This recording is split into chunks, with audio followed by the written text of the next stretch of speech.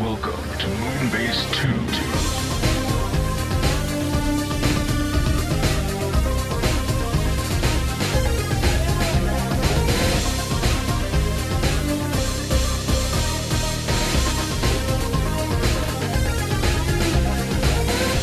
Hello everybody and welcome to the Moonbase 2 podcast. My name's Andy, Corporate Commander TFW, and we are here today with Mikey, G-Wolf V2 or V3 depending on the day, on this special day, Mikey's Irish Day. Happy Irish Day, Mikey! Yay!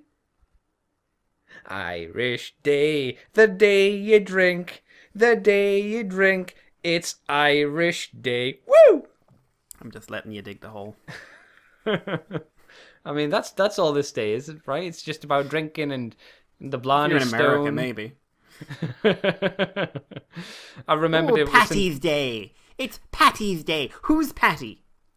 Who is Patty? I thought it was Paddy. Don't. So apparently in America they call it Patty's Day. But it's Paddy. It's Paddy's Day, yes. Yeah, it's in Paddy's Day. Even I know that, and I'm, British. Maybe. your I'm assuming just natural enemy. a lot of the American people just don't know that the abbreviation of Patrick is either Pat or Paddy. Not Patty. Patty is the young lady. That is Patricia. Yes. If you called a Patricia a Paddy, she'd take offense or think you were being racist. See, when I hear Patty, I think the last name Butcher at the end of that. Patty Butcher from EastEnders. The massive earrings and the lovely orange skin that she had. Didn't they all? No, she especially did. I feel that Pat Butcher always had like makeup that you could push your finger into, like Data did on Star Trek Next Gen. You just rub your finger along her cheek and you just write "was ear." No, it's more like when you have you ever put your finger into like not candle wax, but a candle that's beginning to melt, and your finger just goes into it. Yeah, it's like that. Yeah. Like that's the density of the makeup I believe that Pat Butcher wore, and Brent Spiner progressively as Star Trek went on, and he had to be caked more and more, so he had less and less wrinkles. Like you watch Nemesis and you're like, good lord, there's probably like 5 inches on him. Don't talk to me about that. I mean, in any sense, but oh man, that's a bad movie, by the way. Yes. Geez, poor man. And like, oh well, at least I've got all this makeup on, but at least I'm in the movie, and I'm an important part in the movie. You're doing what? I've got to what? I think he decided to do that so he'd never have to wear the makeup again. But so what? At the end of the movie, just like, all right, Data, you jump across. I'm not jumping. What? You jump across. It's fine. We've got B4. Get fucked. He's not jumping across either. No. But he's over there. I killed him. I think that's why in subsequent appearances he decided to be just Noonien Sung. It's like, no, I'm just gonna be a man without makeup. And I'm a Sung. There's so many of us through the decades. We're all insane and we're all like building things or tampering with genes or something. Yay! Convenient, really. Never mind. We're here, Mikey, to talk about Transformers this week. Believe it or not. Believe it or not, I'm walking on air. I never dreamed I could be so free. Wow, I didn't think you'd go into that song. Channeling my Dante. Yeah. Well, Mikey, we're going to kick off the week with some crappy news. There's the Way. first. Yes, we've got 3 bits. One serious bit of crappy news. One is pretty damn crappy. Yeah, and the other are your kind of usual bits of crap. So we're starting off with the usual bits of crap as Wilson X Bumblebee basketball. Leather basketballs. That's the thing. I don't know. I don't know why it's Wilson. Is it Wilson X or is it Wilson Cross Bumblebee? I'm assuming it's Cross Bumblebee, but by God, will I be imagining it's a ball shaped like Bumblebee on an island keeping one man sane. You know what it is, Mikey? Have you seen Jason X? Oh, Jesus. You know how Jason went into space and became cyborg? Well, is this like your man from Home Improvement has just finally snapped? This is you know how Wilson gets washed away? Spoilers. He came back a robot, Mikey. And he's coming for blood. You still never see him move. Hey, they did a horror movie about a tire. That's not bad. Or a wheel. For what it is. It's bad, but it's weird because it's almost like an art piece movie. Yeah, and which means you can't criticize it, Andy, because it's art. Oh my god! Because the art is never wrong. I'd never want to watch it, but I mean, I'm fascinated by what it actually is because it's just weird. Like, bravo to the person who said, "Let's make a horror movie about a wheel." You know, good on you. Anyway, Wilson X basketballs. They're doing it's officially licensed, so that's a plus side. Now as cool Bumblebee themed basketball doors. Themed basketball doors. I don't know why it says that. There are two models available, one in yellow and one in black, made of fine leather, Mikey. The finest. Maybe it doesn't say the finest, it just says fine leather, so it might just be just above par. Both showcasing cool Bumblebee logos and Cybertronian text, so, you know, get on that. Lamos who do the wiki, decode that shit. Probably have already. They are priced now. Before I say the price, I do not know what basketballs usually cost. I do not know what fine leather basketballs costs. But this one in particular costs $64 plus shipping. I've no way to judge how this is in terms of good or bad. Neither do I, but I can judge on my need for a basketball, which is pretty low, and what I'd be willing to spend on a basketball, which is not $64. If my life depended on it, I would surely dish out $64 for a basketball. I hope to never live in such a nightmare world where I have to have a basketball to live. But there you go. It's only available in China as well, if you are interested. It's on a website called Taobao. Also offers 2 more extra black balls with different decorations. One with grey logos and one with shiny gold on the lines for the logos. So, yeah. I'll say the black one's quite neat. With a little sparkly gold on it. That's quite nice. I think if I was gonna get a Bumblebee themed one, I guess I'd go for the yellow one, as that's, Bumblebee's primary color. Yes. Mikey, basketballs. Basketballs. You like to shoot the hoops, hit the rims. Almost said the rim jobs. To be fair, if I could hit the rim jobs once in a while, we'd all be doing well. I have been on a basketball court. Woo! I also have. When I was in school and was forced to do sports. They said throw the ball, and then afterwards they were just yelling, "I didn't mean dodgeball." Yes. And I was just like, I hit him anyway. And now he's crippled. I will probably not be shelling out for this fine Chinese product, but no. I'd rather shift it. Like, if it was like a Transformers basketball ball, then maybe. Yeah, all right. Yeah, that's a bit more interesting. I'll grant you that. Because I would have several questions. Only several?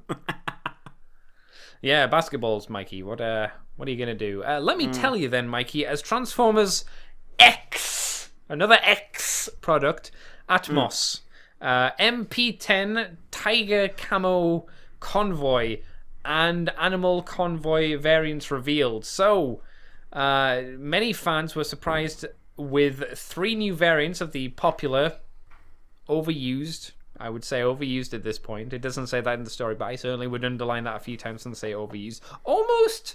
We're almost getting to the point where he is the classic Starscream mold. I feel. That's not unfair to throw that out. Yeah. Okay, I wanted to make sure I wasn't just being a douche, because it feels like we're hitting those numbers real soon, if we haven't already. So this Optimus Prime mold were revealed at Wonderfest 2019 in Japan. Yeah. These new redecos were a new collaboration between Transformers and the popular Atmos shoes, which I've never heard of, which granted means nothing because I'm not into fashion nor shoes. No, I wear shoes on my feet. That's right. I don't really care what they are as long as they don't fall apart. Not in my heart. Oh. And on top of it all, a 4th variant, the MP10ASL Convoy Atmos. There's no X there, but never mind. Safari LeBron version, which is the one we talked about last time. Yeah. Which was released on the market a few weeks back. So there's even more, 4? Mikey. There's 4 new ones? Yeah, 1, it seems 2, like it. 3, 5. 5. All of these are new. all of these are new. All of these are available for you to get. There is a black and white one with teal on it. That's Elephant Convoy. Who the Decepticon? Oh, so he is. Oh, okay. Well, we'll go back through all of these as we go. There's Animal Convoy, who is non-aligned. He has lots of tiger stripes. He's 3 different animals. Yeah. There is Tiger Camo Convoy, which is green and black with some dirty bronzy gold, I guess, kind of color, And a very small amount of actual camo. Yeah. Oh, and this is maybe the best named one. Biotech. That sounds like a really good version of Bio in Final Fantasy games. Yeah. Yeah, I like that. He is a beige color with a bit of kind of brown and then purple highlights, I suppose. And the last one is Duck Hunter Camo Convoy. Who doesn't look like he's Duck Hunter camoed. No, he is not the shape of a dog, nor is he the shape of a Nintendo Zatgun, or whatever the gun that was. He is a half and half piebald. Yeah, it's like one boob is dark green, the other boob is light green, and then downwards it's the reverse, so the one underneath the dark is the light, and the light color is the dark for his abs. And he has poop head helmet. Yeah, one shoulder's dark green, his forearms light green, the other one is light green, blah blah blah. He's a mishmash. He is. He's a mishmash. So Mikey, if I was to force you to buy one of these at gunpoint, which one would be your favorite and which one would be your least favorite? I would get Elephant as your number one. As my number. I actually quite like it, in all seriousness. I think it's quite a nice color scheme. It is quite neat, yeah. It's kind of like, it's less a Nemesis Prime and more Nemesis Magnus, I heard someone say. Oh, that's not a bad way to look at it, I suppose. Yeah, and I think it's hilarious how little of the actual robot has anything to do with the color pattern from the shoe. And if I had, the duck camo is objectively the worst. Yes. But it's just hitting the mildly forgivable phase for being just stupid. Okay. I think the Animal Convoy is my least favorite, just because it does not commit. It's also, I don't know if you feel this as well, it feels too much or too close to the LeBron version we talked about last week. It's got the same sort of orange, and I think the LeBron one had some tiger stripes on it. Is this not the LeBron one? No. This is Animal Convoy. Because it looks so similar. Like the color scheme on it looks real similar. I think the main difference is his legs. He had a solid color scheme for the most part. Okay. This is tiger on leopard on zebra. It's the zebra boots that really kind of throw it off, I think. Yeah, it does look like he waded through something or hasn't finished painting himself. Yeah. What about you, Andy? What's your favorite? What's your least? I don't know. You have to pick one for favorite. You have to. I don't know if I like it just because of the name, but I'm sort of siding with Biotech. Yeah, there's something about there's something about the color scheme. He almost looks like a grunt color, or kind of like a Junkion. Kinda. He's a little bit more muted than a Junkion might be. He's the guy at the back. He's a copy of your main hero mech that's been mass produced. Okay, he's not as powerful, but there's just so many of him. I could also see this as like an ancient Optimus Prime. Like he's not turned grey through death yet, but he's getting close to it. Prime, you're not going to touch up your paint. I want to be brown. I'm dying. I'm old. Keep paint. Are you saying like if he repainted himself, that would be like getting his hair dyed? Yeah, it's just like red is the color of youth. Brown, boring, functional brown. That is what someone my age should be doing. Cup's blue. Cup will be brown by the time I'm done with him. Cup's brown on the inside. What does that mean? I don't know. Means he pooped himself. I gotta go with you though. I think Animal Convoy is my least favorite as well. Also, he's not Animal Man, so that's definitely a downside. Yeah. Oh, yeah. Like the Duck Hunter one is again pretty terrible, but there is something. It almost feels like someone's first custom job. Yeah, so it's it's not a total mess. Like, from certain angles, you could be like, oh, that's okay. Well, I see feel what the they were animal going combo is just a for. mess. Yeah, I'd agree. I'll throw out the tiger camo. It's just a little bit on the boring side. He's not Little bad. bit. It's just like, eh.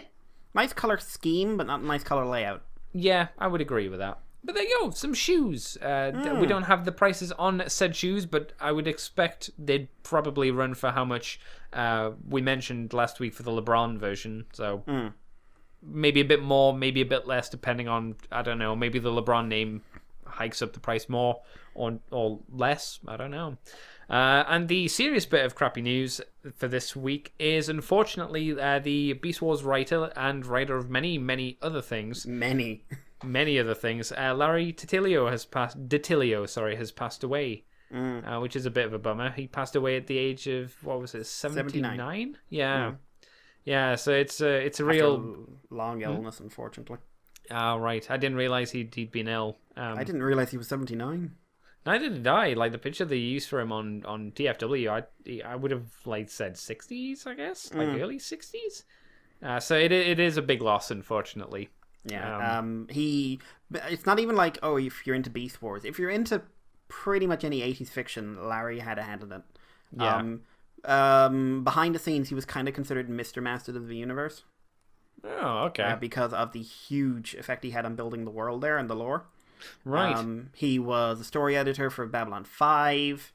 He worked on the 2002 Master of the Universe reboot, which you and I love. Yes. He basically is credited as the creator of She-Ra. Oh, right. So, he's actually got a creator's credit somewhere in the new show. Right. And so on and so on. And he was a writer of books. Apparently he's responsible for quite a revival of the Cthulhu mythos in some circles. The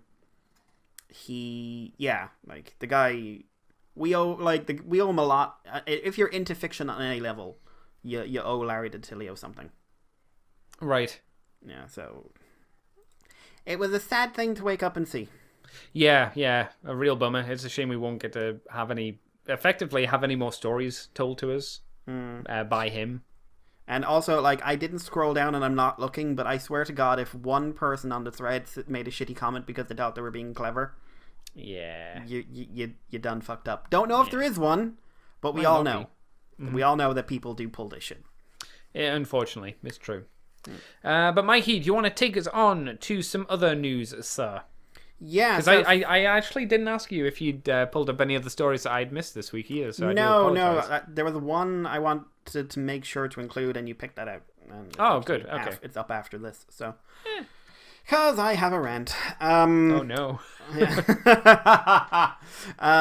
So over in Japan, the Transformers 35th anniversary exhibition, The World of Transformers, is up and going. This revealed via Autobase Aichi on Facebook.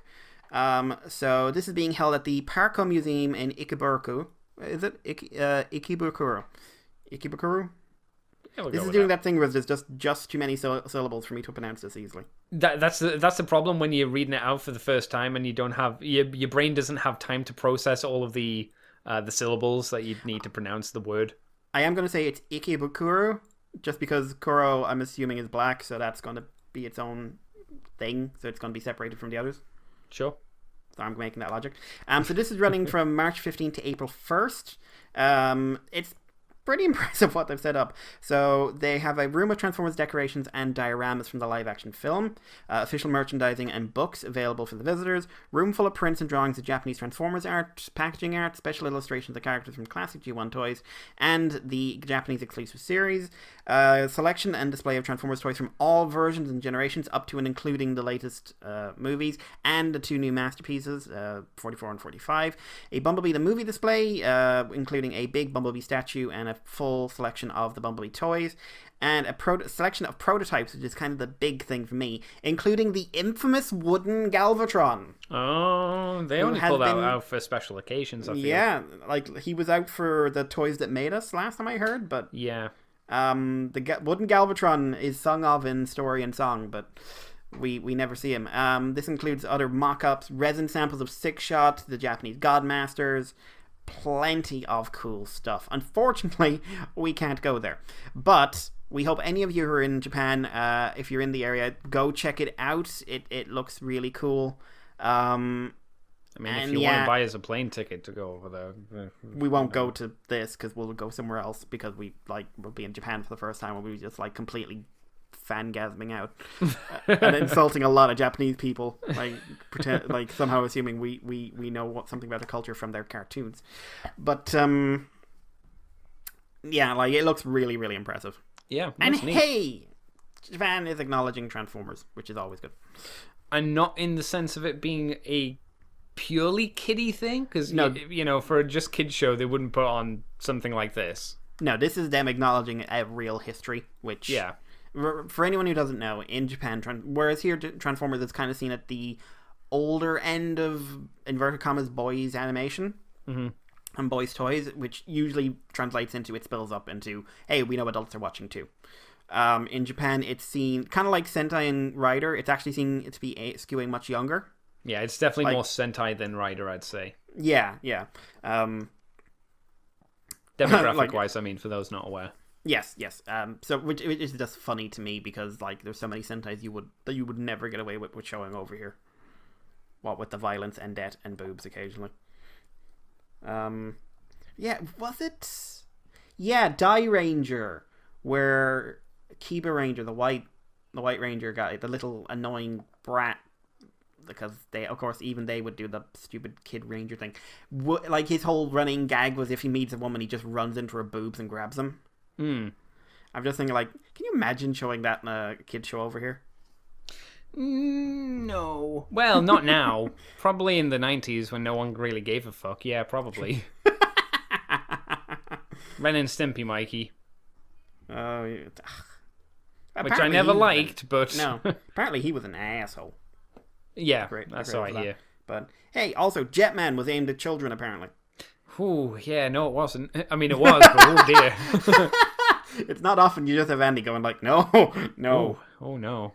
Like, it's great, but it's not for the demographic. I mean, it was, but it was basically saying to the demographic it was aimed at, and just like, hey, strap yourself in. What if everyone died? Yeah. Who's your favorite character in this? He did. Yep. But I think that was Inoue as well, which is just bizarre thinking about what happened to him. Yeah, you're probably right, actually. Yeah. Because he went weird as he got older. But yeah, so this is just really cool. Obviously, if you're in Japan, hey, take a picture, send us in something. But it's just great to see a bit of acknowledgement of the history of Transformers. I'm actually going to let you take the next story, Mikey, because it sounded like you had something to say. Put him back in his fucking box. What do you mean, Mikey? So Lorenzo returns, kiddies. We thought they'd gagged him finally, but Transformers Bumblebee is having its Japanese release, where I hear it's going down quite well. And Lorenzo de Bonaventura is doing interviews with Japanese magazines, websites, and interviewers, and he is speaking. Now, some of these I looked up myself, and they're in Japanese, so I have to use the Translate app, and obviously things are lost. But hey. Yes. So, apparently he's confirmed there's 2 scripts in development at the moment. One of which is the latest in the main family series following the events of Transformers Last Night, and the other is a sequel to Bumblebee, which will function as a buddy cop movie between Optimus and Bumblebee. Okay. That's not the problem.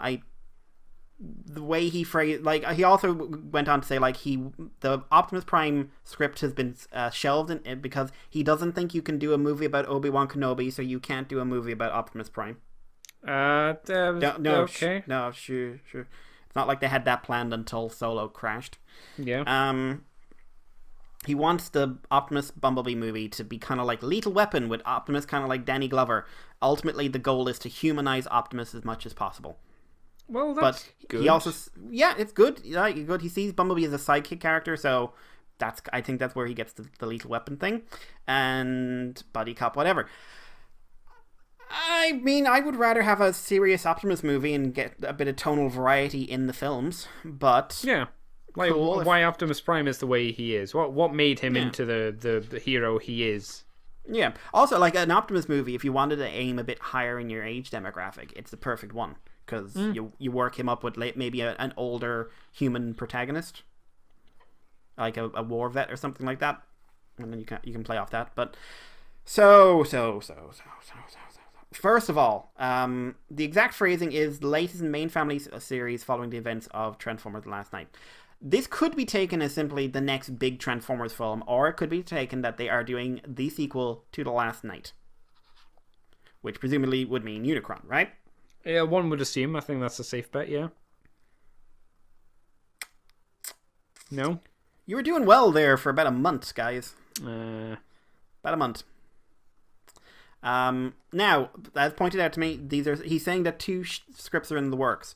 Paramount, Hasbro, Allstar Pictures, everyone else could turn around and say this is a bad idea and we're just going to do an original film. Or we're going to reboot it or whatever, right?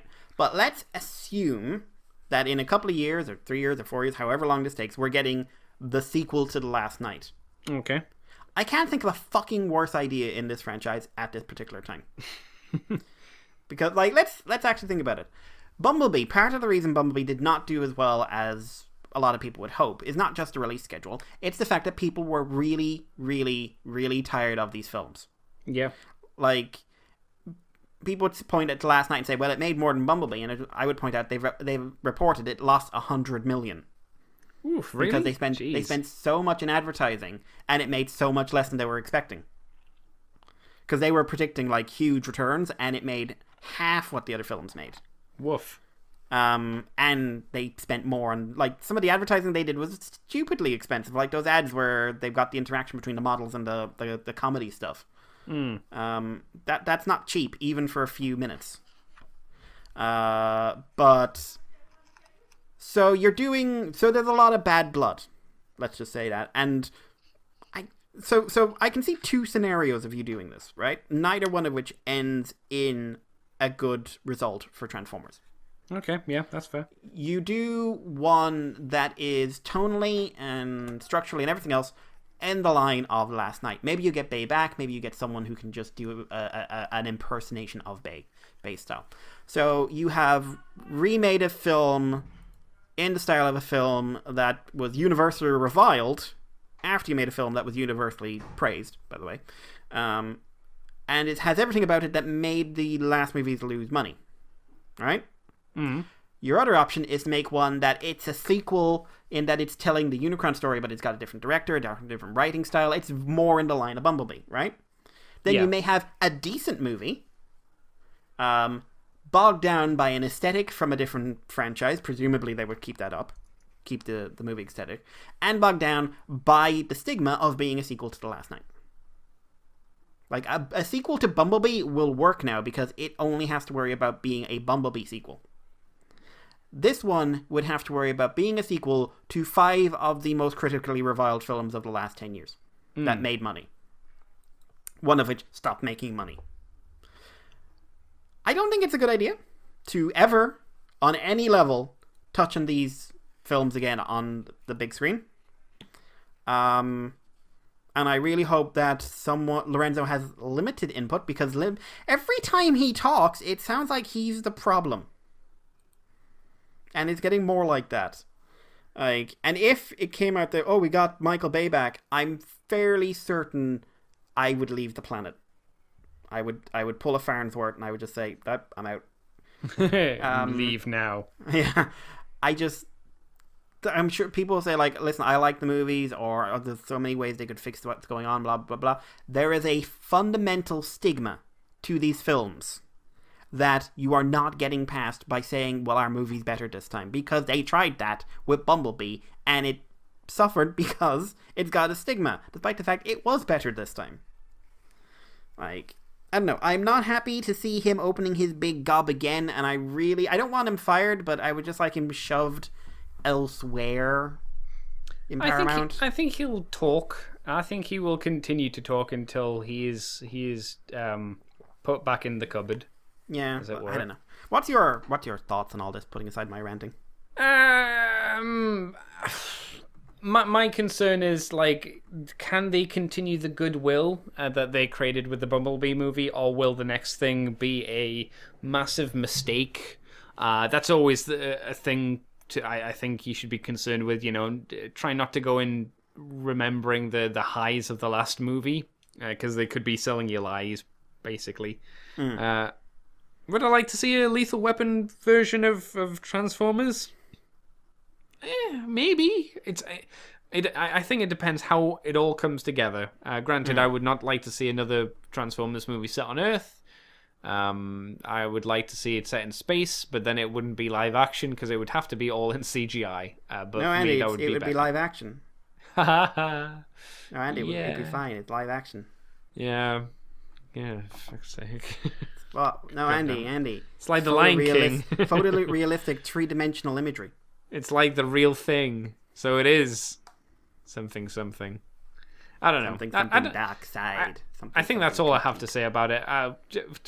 It's going to be a long time, I think, before we see another Transformers movie. So by long time, I mean like 1 to 2 years, right? I'd say if we get one before 3. 2021, I'd be surprised. Yeah, but we could be wrong. I just hope I hope the next one's good. Hope it doesn't take the Revenge of the Fallen, Dark of the Moon kind of turn, down basically. Shall I move on, Mikey? Yeah, sure. But before you do that, did you know there's a Sodo podcast?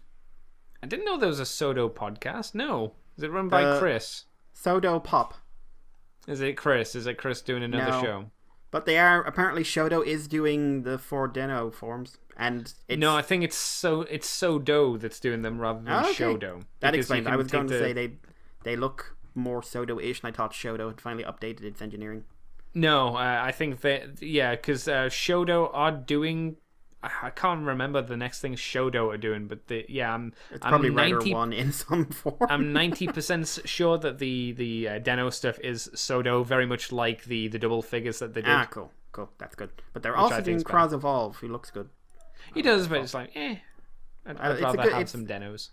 I would rather have some Denos too, but at some point I need to, probably buy those double ones because I'd like those. Even though they haven't done all the good ones, like, Where's Skull? Yeah. Always Skull. And I don't think they've done XL, have they? I don't think so. So they still have more to do in time. But apparently they are doing a Charizard. Sodo? Yes.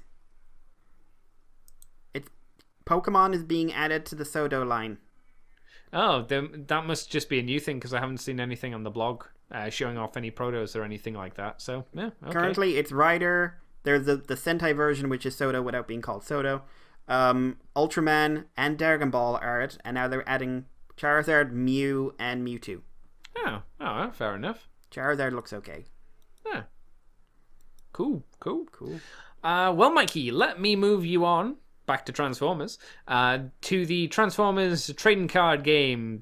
Season 2, Wave 2 is out. People are getting them. There's a Devastator starter set, and there has been a new starter set announced. So if you want to bounce into the card game, you can get this set, which I do not know if it is more interesting than the original set, which was a bit on the bland side, I think most people said. Not just, not from my perspective, but people who play the card game. It was a real basic way to get in. This set is Bumblebee versus Megatron, but it's not just Bumblebee nor Megatron. It's a 2-player set, as a starter set should be, and it includes 4 foil character cards and 40 battle cards. Yeah, the other 2 are Starscream and Windblade. By the looks of it. That's right. Yeah, it doesn't say so here, but you can you can just see them in the packaging, so that's nice. It's a bit obvious to have Bumblebee and Windblade, who seem to be being paired up all the time now, and Starscream and Megatron, Well, it's like the couples pack, isn't it? Yeah, I suppose so. It's going to be available on the 3rd of May, so actually that's a decent distance away, really, technically. Yeah. Good in the US and certain other territories. Certain ones. Certain other territories. Not Canada. Never Canada. Only villains live in Canada. Who are doing weird long live streams from TFcon. Yes, yeah. It actually looks like Bumblebee has some ability and Megatron has an ability and Windblade does, so... Bumblebee is bold 1 on his robot mode, but I don't see anything about his vehicle mode. No. It's one of those things that... I think that because they have abilities, it does make it maybe a little less friendly to people just coming in, but it does make it much more interesting if you're coming in and actually want to learn stuff, because it has more elements to the card game that you'll be getting from the booster packs and whatnot. Do you have any thoughts on this, Mikey? Is Wayne gonna bludgeon you into buying some cards? I still live in the middle of nowhere. I'm not playing card games with a dog. Like, that is I would, honest to God, probably get into card games on some level if there was anyone near here to play with. You have a child. I mean, it's not your child, but... I have a child. I borrow. She has just figured out what hand-eye coordination is. I'm not sure she's quite ready for... I've drawn... I've flipped 3 blue pips. Like, hand is right. She's like, I defend now. No, you do it wrong. You wouldn't sit there and go, no, good. She's made a fatal error. What a fool. No, she must learn. She must learn by trial by fire. And in which case, I'll have a candle, and every time she screws up, shh. Is this not where, like, you say, I'm going to do this, and she says, but she just suddenly turns, you've activated my trap card. And you go, ah! She just starts throwing out Yu-Gi-Oh cards in the middle of it. I now unveil Exodia. What? And then she just, like, starts rummaging, like, flipping cards over on the thing and just like, yeah.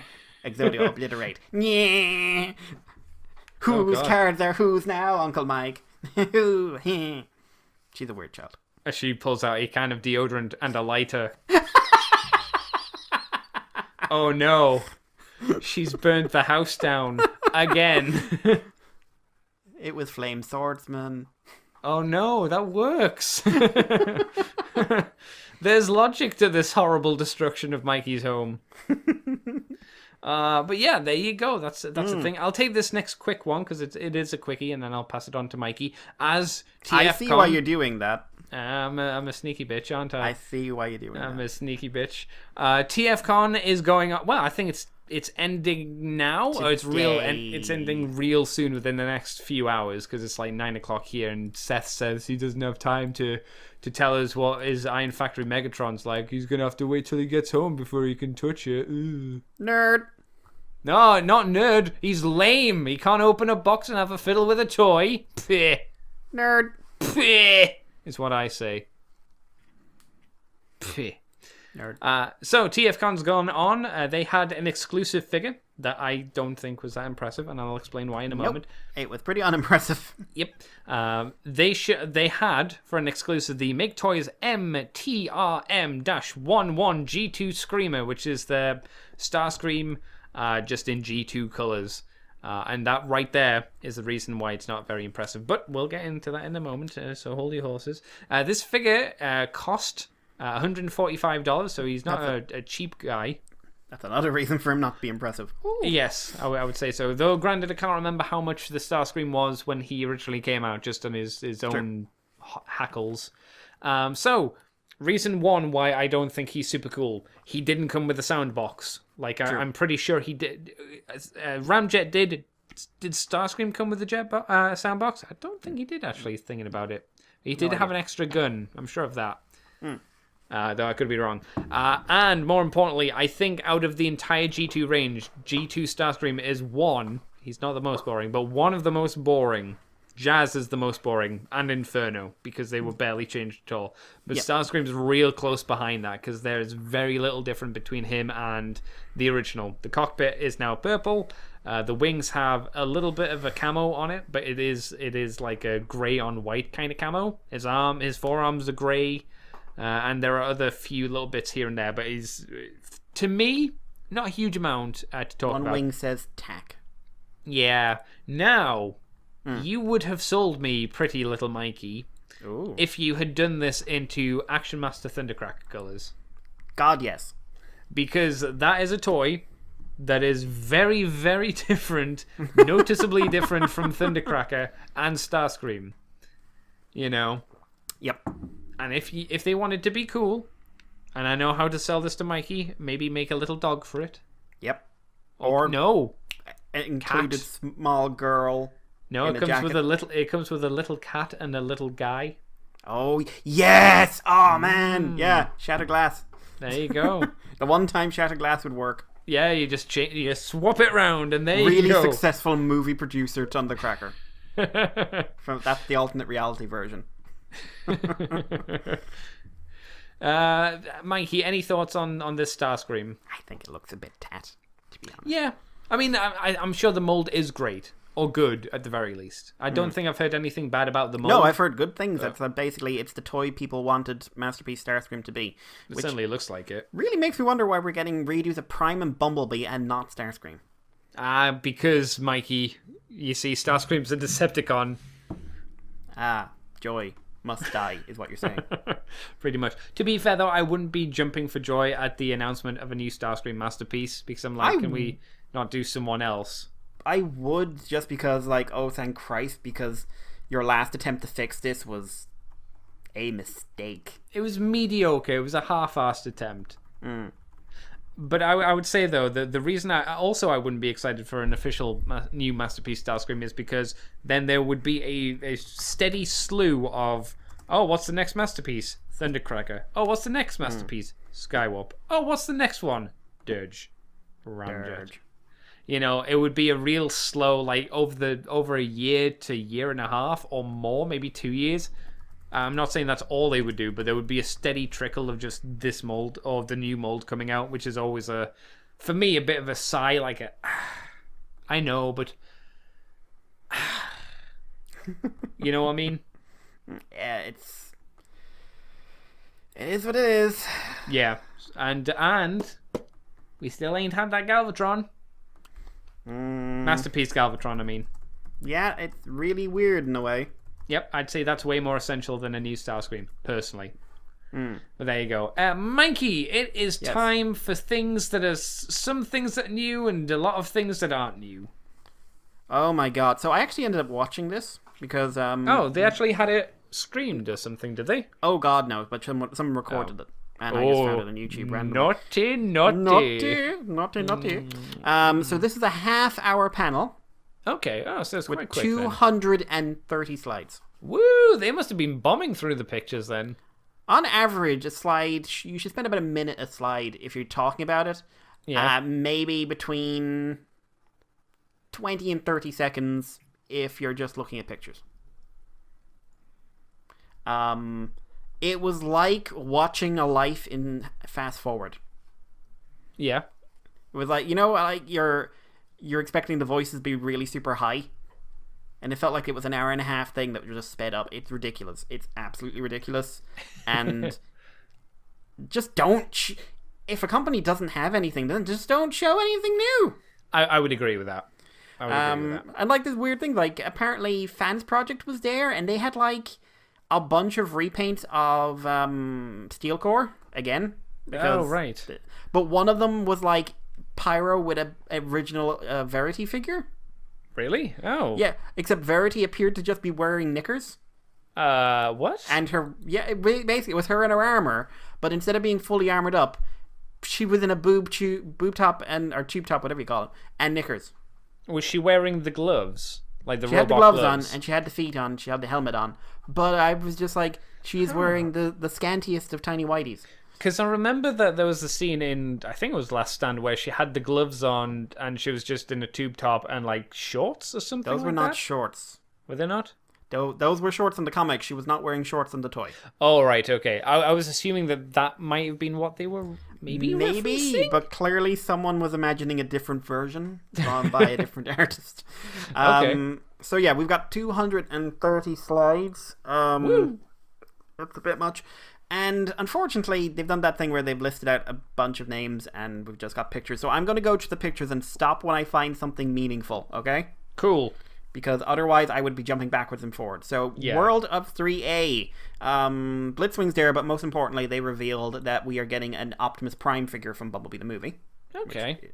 The Blitzwing, they had him on display there and he looked real damn good, so... Cool. Next up is the one and this is where people actually started booing, and some of them were laughing boos, but some of them were not laughing boos. Banana Force, www.bananaforce.com. force.com or -force have revealed their MPL-01, which is a non-transforming armature RID carb robots Optimus Prime. Were they booing because it didn't transform? Yes, the second it said. Oh no! Red sharpshooter. So it has a base frame, quite skinny, and you Right. armor him up. And your options seem to be it's a metal frame as well, and robot intensify system, alloy joint, and highly movable design. So you can sort of give him a classic Optimus head, and sort of simple shoulders, simple forearms, and stuff like that. Or you can arm him up to 9s and give the full RID super mode.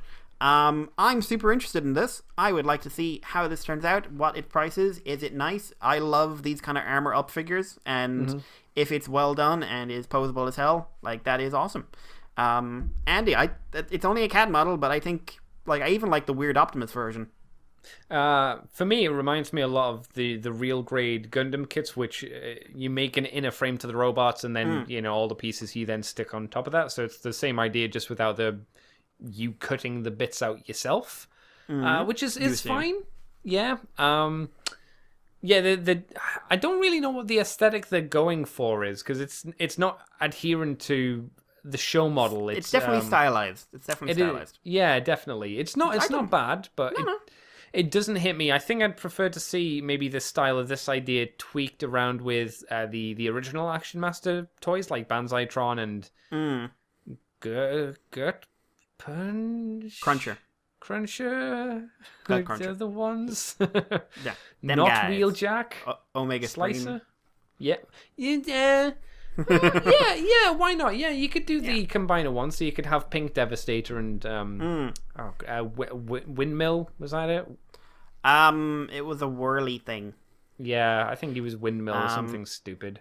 They've also confirmed that later in the year they will be doing Great Armor, who is going to be God or Ultra Magnus, depending on how you want to put him. And they do combine into what looks a lot more like God Jinrai than it does God Convoy.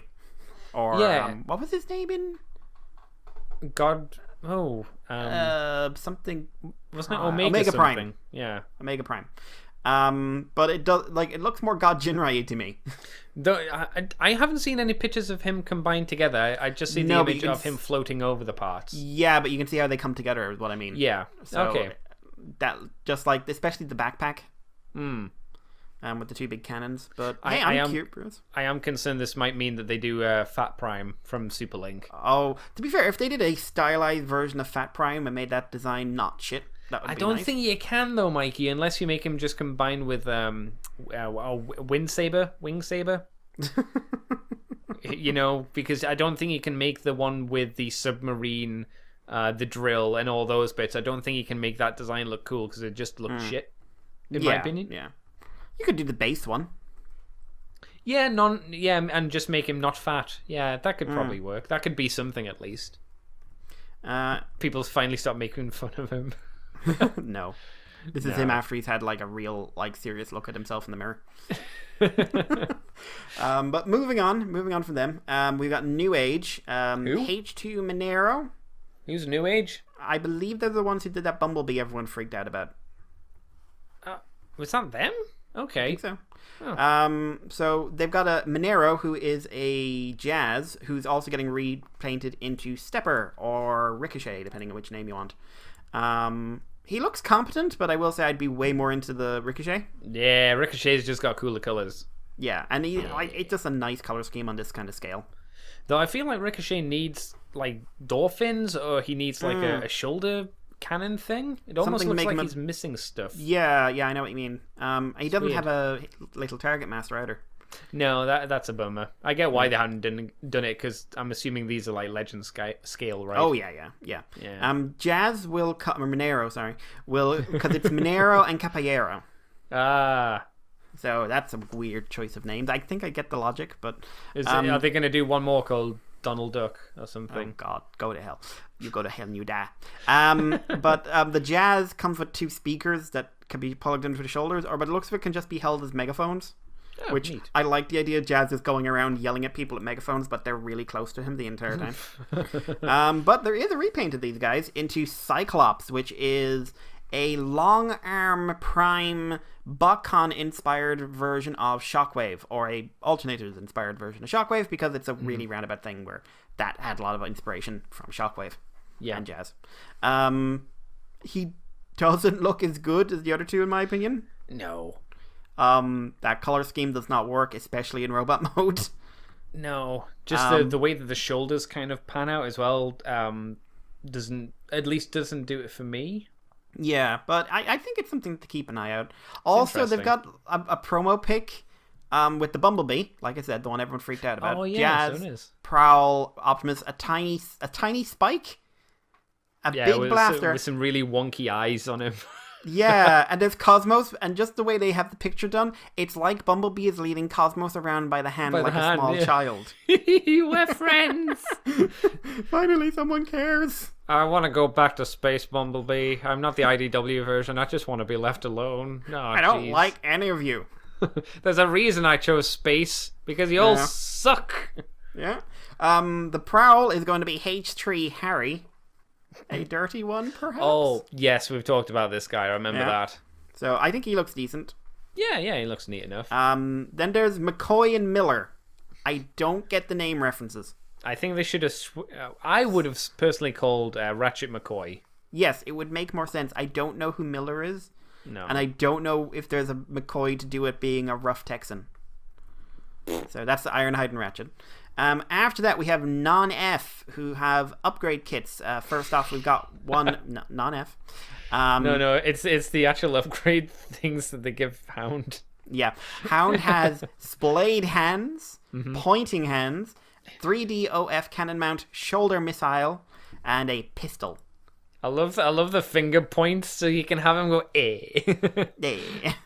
Like, just point at the RC. Oh, point at the RC figure, and he's just like, "Hey, baby, Yeah, he looks weird. Next up, we have upgrades for the Siege Shockwave, which are a grey or translucent option for a saluting right hand, which is something that, considering my Shockwaves are always the ones that, would not salute. Saluting a bitch slap hand. Yeah, it's always weird, like, hey, remember the one time Shockwave was the guy who saluted? Yeah, man. Because that's what happened once. Him being subservient man happened once. Yeah. But he also has a splayed hand, which can transform without being removed. He has a pointing hand himself. I think it's basically just the same mold as Hound, but scaled up. That makes sense. He has a left hand gun. Okay. Cool. Easy to swap 5mm pegs. All hand fit in alt mode. Cool. Then we've got a kit for Sideswipe, which is a shoulder missile, shoulder cannon, removable missile, and a rifle. He'll also have a jetpack kit, which comes in grey or red and includes an Optimus Prime adapter. Mm-hmm. And that's Non-F. Okay. Anything in there grabbing your eye? Not particularly. They're okay upgrades. I guess the shoulder cannon for Sideswipe's maybe one of the better ones, because his shoulder cannon that he just came with was a bit crap. The booster pack's a bit on the iffy side. It's like, alright, sure. But then I'm not really sold on that figure. None of these things seem essential, I guess. No, I don't really see how they add much to them. Not myself. really. No. Iron Factory, we've got blue streak, metallic blue finish, blue flash. I think he looks decent, but it's just, I like the little Prowl mold. When's it coming out, Mikey? Never, Andy. No, there's a slide that specifically soon. Estimated date, small letters, soon, exclamation mark. Nightmare Commander we've seen, he's coming out in May. Tyrant Wing, the Kalite, or whatever it is, that's soon.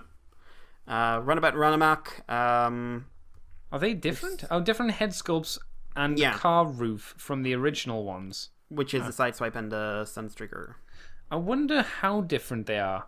Because I could be tempted with these two, because I did like the look of the mold, and if they've changed more of the stuff on them, then I hear real good things about them. About the mold, you mean? Yeah. Oh, all right. Then they're showing off Dove, who is of course their Tarn, who's out now, and I've seen review. It's Dove. I've seen review.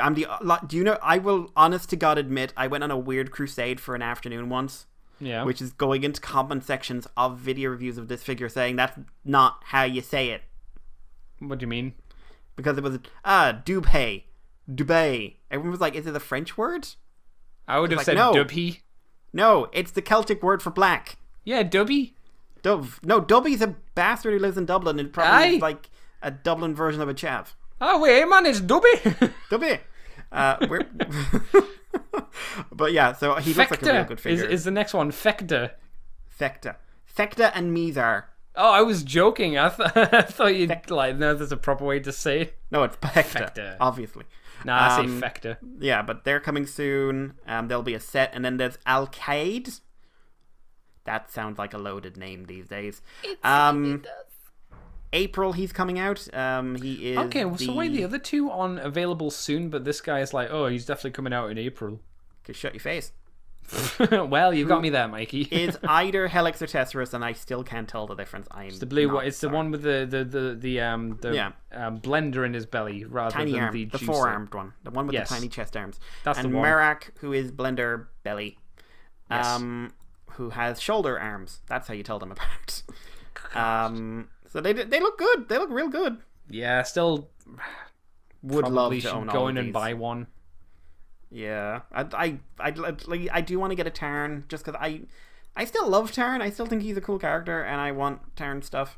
Optics Hunter, which is Hound, he's coming in March. He's going to have loads of hands. Hex Wrench, which is their Wheeljack. He looks like a tiny Wheeljack. Mini one-man army. I suggest a new name. We've seen. I think we've seen the next few. Yeah, we've definitely seen the next few. We've seen this guy. I didn't realize he's officially the smallest Iron Factory item. Does it say how big he is? 7.5 centimeters. Oh wow, that's dinky. Jesus, Yeah, he better be like 5 pounds. Yeah, the weird Soundwave van thing, radio.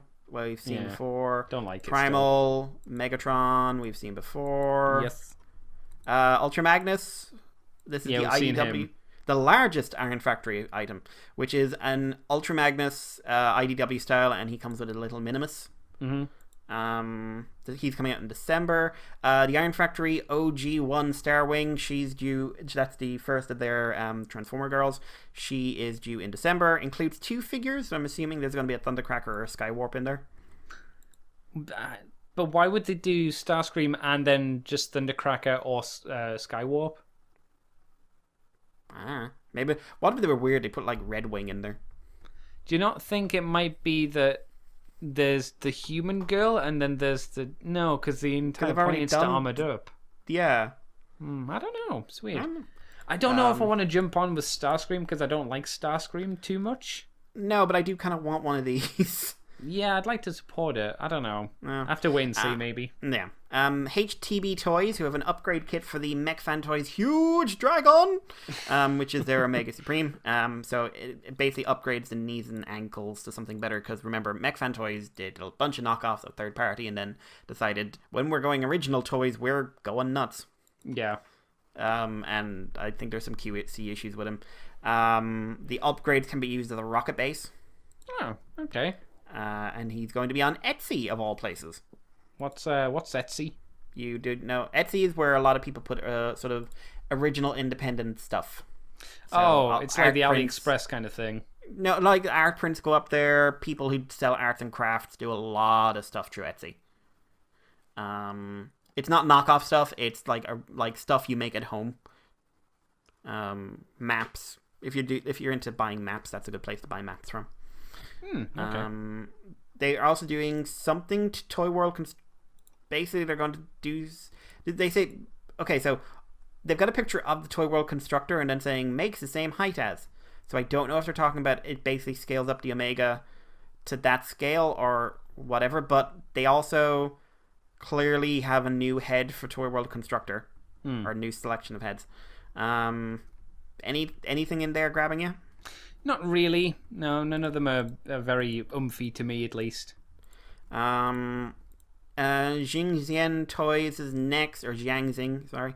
And we see their Megatron again, their Transmetal Megatron. The only thing I'd highlight here is that they're showing that it's going to have an LED in the dragon head that can glow red for fire breath or blue for ice breath. I don't know about you, but to me that might suggest maybe a cryotech in the future.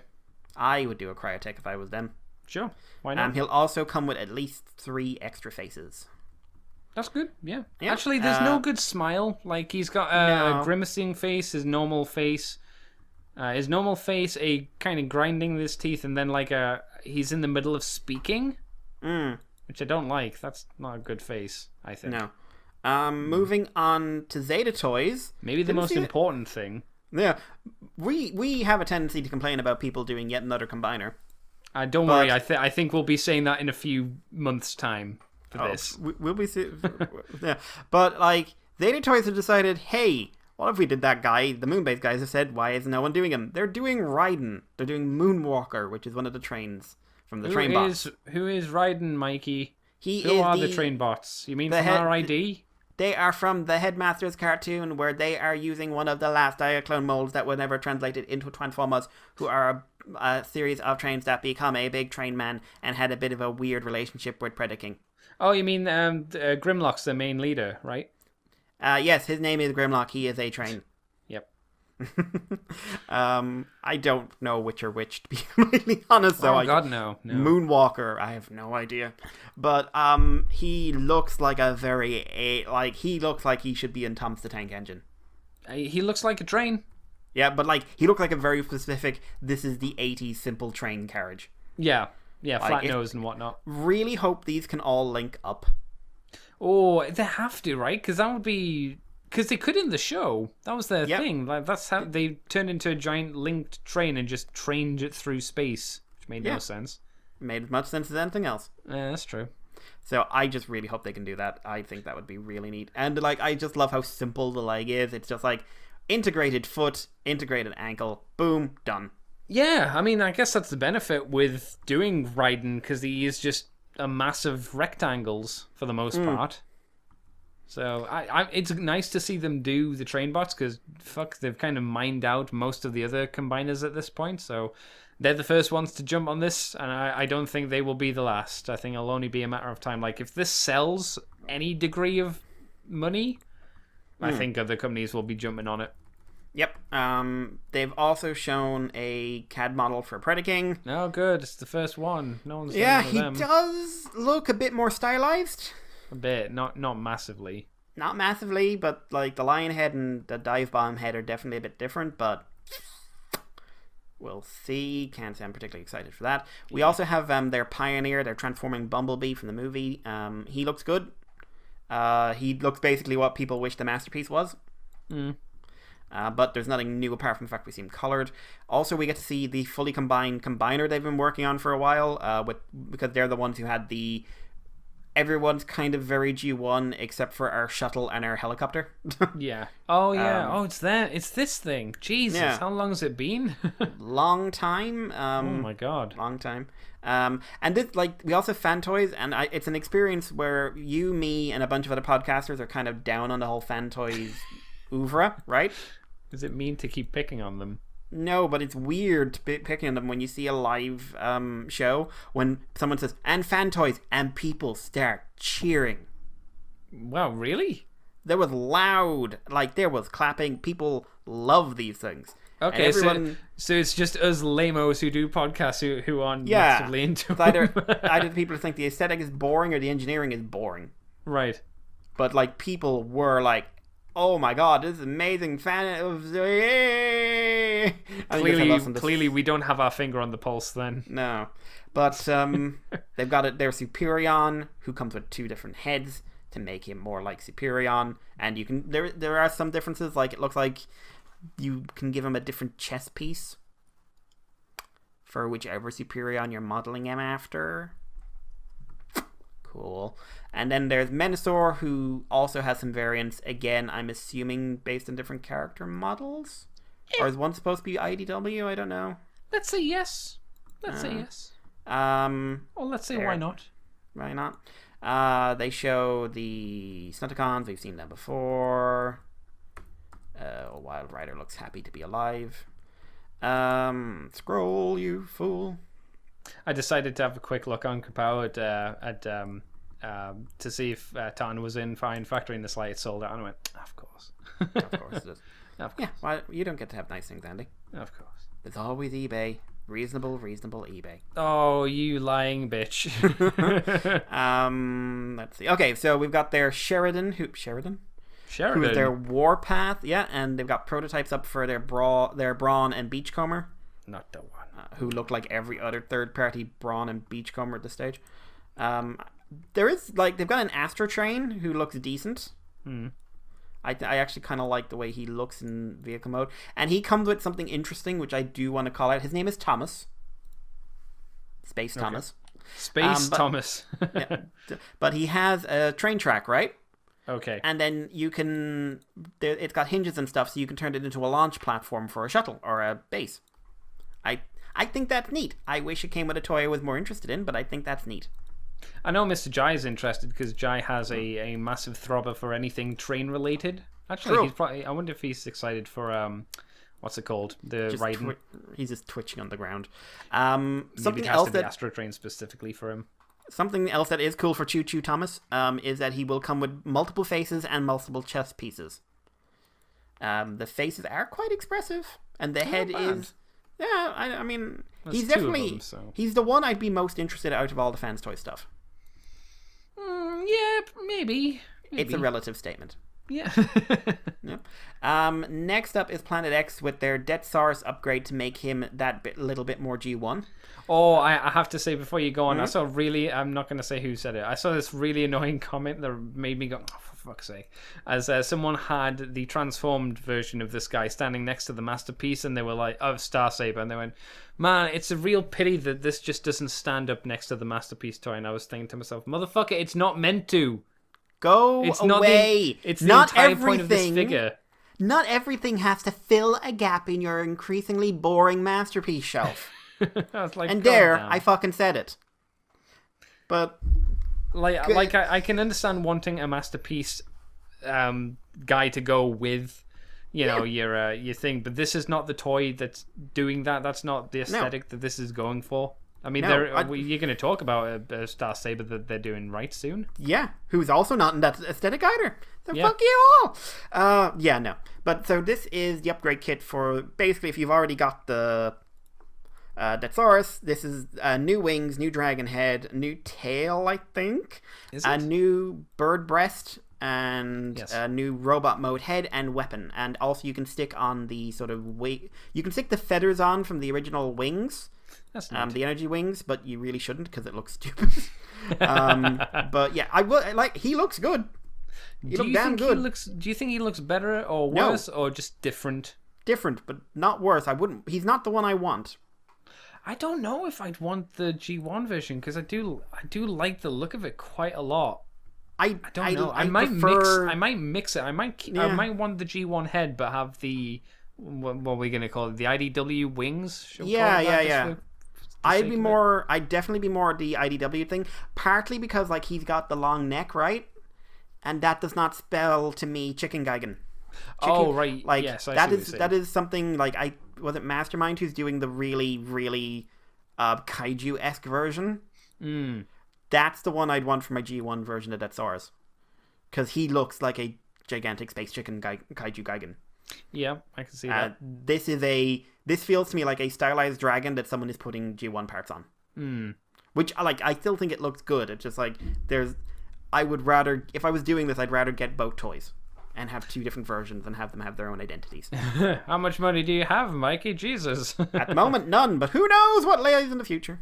Who knows? I don't, honestly, but they also showed their Ironhide, who is a War for Cybertron Ironhide. And we also have the prototype for their IDW Star Saber, who it looks, I was going to say something, but it doesn't look like he's doing that at all. But he looks pretty solid. He's not painted in any way, shape, or form, but he looks good.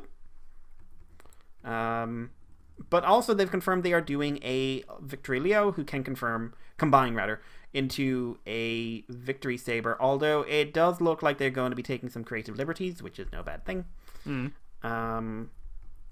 Hey, cool. I mean, what do you think of this Planet X stuff, Andy? I mean, I'm still a big fan of Planet X. I can't get excited for Ironhide. That's not their fault. That's just because Ironhide's not very interesting in any stretch. No, I'm gonna say it. Breathe I'm as much as coughing you with like. rage. Basic prototypes IDW Star Saber looks good.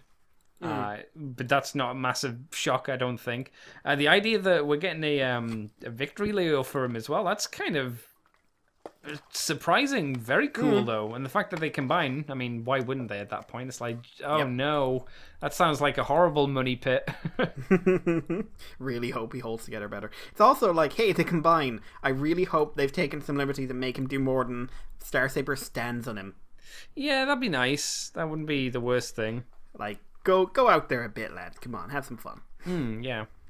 I have a feeling they'll do that, though. I have a feeling that'll just be it. Yeah. To be honest. Moving on from there, we have Fans Hobby, who have their black version of their God Bomber. Sorry, forgot his name. For their Nemesis Prime. Yep. Or Nemesis Power Master. He also will come with new sculpted head with extended function for the combined mode of MP06A. It just seems to be a new head. Don't see what's new about it. It looks like the ears and head come up or something. Cool. The antenna, I should say. I don't know. It's odd. Neat. Yeah. They're also doing Athena, who is, of course, Minerva. Of course. I'm up for that. Yeah, I know some people got to play with the prototype, or at least they got to see the prototype there, and it looked okay. It didn't look terrible. It's nice that Minerva's getting a little figure, finally. She will have an open chest plate, will have power indicators, and a junior power pilot can be transformed to robot head. Can it sit in the car, though? To be fair, probably the right size to do it.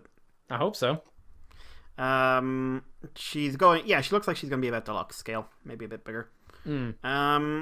They've also got teasers up for a figure that is in developmental process, which is also, apparently, they have scaled it up a bit. Oh no, they're a knockoff company.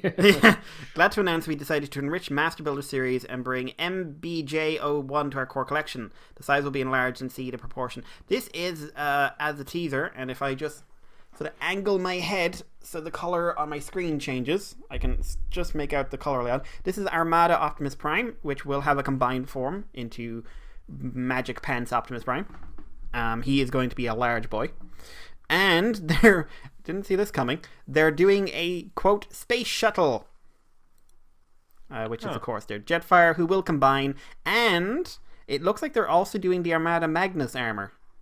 Which will go on there to be the big guns. They're going all in on this guy by the looks of it.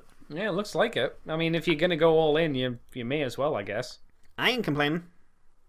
I would like to see more than just the shapes, but Mastermind have more images of their Supermax, which is the Fort Max. Currently, I checked this, he is sitting on 459 out of a goal of 300 with 3 days left. Ooh, do you think he'll make it? I don't know. These things can jump in a couple of days, but by the time you hear this, it'll be about 2 days, so I don't know. Currently, the price is €44.84. I'm assuming that's a deposit. Just because I can't imagine this figure costing €45. No. But yeah, like I mean, I'm scaling through the pictures. This thing looks real good. Like, it looks real well done. So yeah, I do want it made. It looks like they're putting some real love into it. It's just I don't know why they think this wouldn't sell. Like, it's the early adopter thing, I suppose, but. They also show off their completed DJD with Nickel and the Pet, and a gun, which I'm assuming is supposed to be, Kaon? I guess. I assume it looks like he turns into that kind of sniper rifle, and it's got that kind of color scheme, so... I don't think it's a transforming one. I think it's just like, here's a perfect version. Yeah, here's a version that, anyone from our line can hold. If you don't want to have Megatron, transform. Who naturally would, in this body, would be using Kaon. It's fine. Or Vox, sorry. I think they should have used Minor Megatron. Voss. There we go. False. Yes. Minor would have made more sense. Ocular Max. We've got the Combaticons again. Yep, more of them. And these were ones we've definitely seen before. Yeah, we had videos of them transforming, or the CG models of them transforming at least. We've been seeing these guys for a long time. Feels like it anyway. Yeah, but I will say, at least there's no Fans Project repaints in here, or Fans Project saying, hey, we're doing something we promise. But they are showing they have a cage accessory for their Ravage figure, or their Cobalt Sentry. But, so the big thing here is that they are doing a fully original, or fully new mold Star Convoy. Huh. I think he looked real good. Going by the paid scheme, he's going to look very anime. Is this not the... Oh, no, it is different. I was going to ask if it was the roll G.I. Joe Rolling Thunder, but it's not. Nope. This is still... Did they do the Rolling Thunder? That's why I asked, because I wasn't sure. I don't think it was them. I don't know how to feel about this, because the vehicle mode does not look great. To be fair, it's trying to be a sort of animation model version of Star Convoy, and let's be honest, his vehicle mode never looked great. No, of course. I mean, we only saw drawings of it. I think the robot mode looks neat, though. Yeah. I just worry that there's not going to be much to the transformation, or the, not a satisfying vehicle at the end of it. Yeah, this is Ocular Max Unlimited, which I feel like this could be a bit more of an experimental subline. Yeah. But it's interesting that they've done it, though. So that's something. But the transformation does kind of look like he falls down. Yeah, a little bit. It's the fact that his feet are very exposed in that vehicle mode, I think, that really kind of puts me off. I hope there's more to it, and it's just like, hey, the back of the legs look a bit crap, but we're doing more going on. But yeah, again, far too many slides. But some cool stuff in here. Any overall thoughts you want to voice, or will we move on? You mean just overall? Yeah.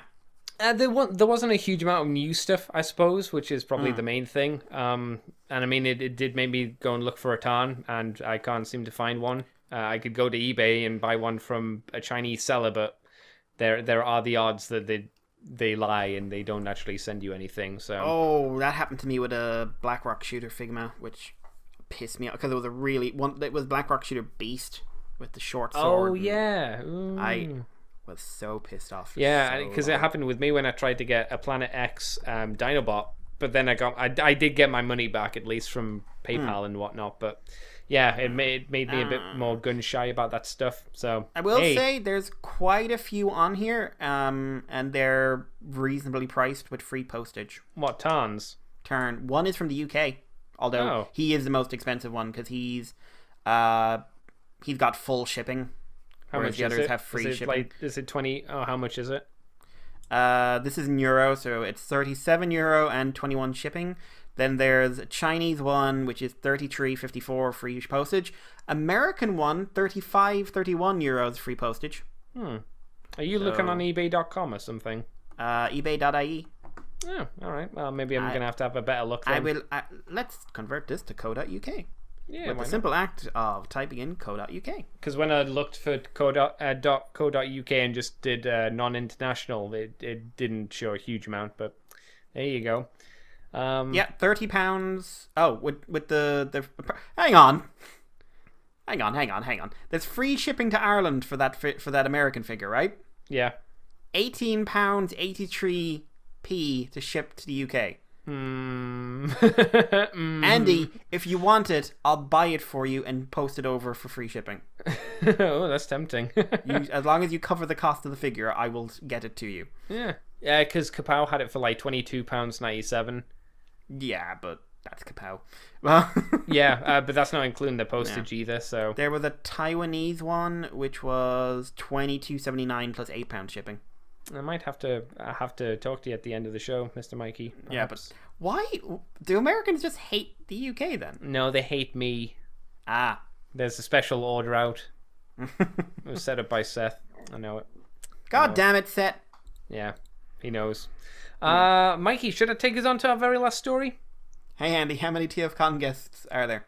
What did we get up to by the end? 45 it was like 46 or 46. Yeah, 46. One was announced today. Yeah, and one was announced yesterday. Apparently, the guy announced today is Daniel's voice actor, but he's been wandering around the con all weekend.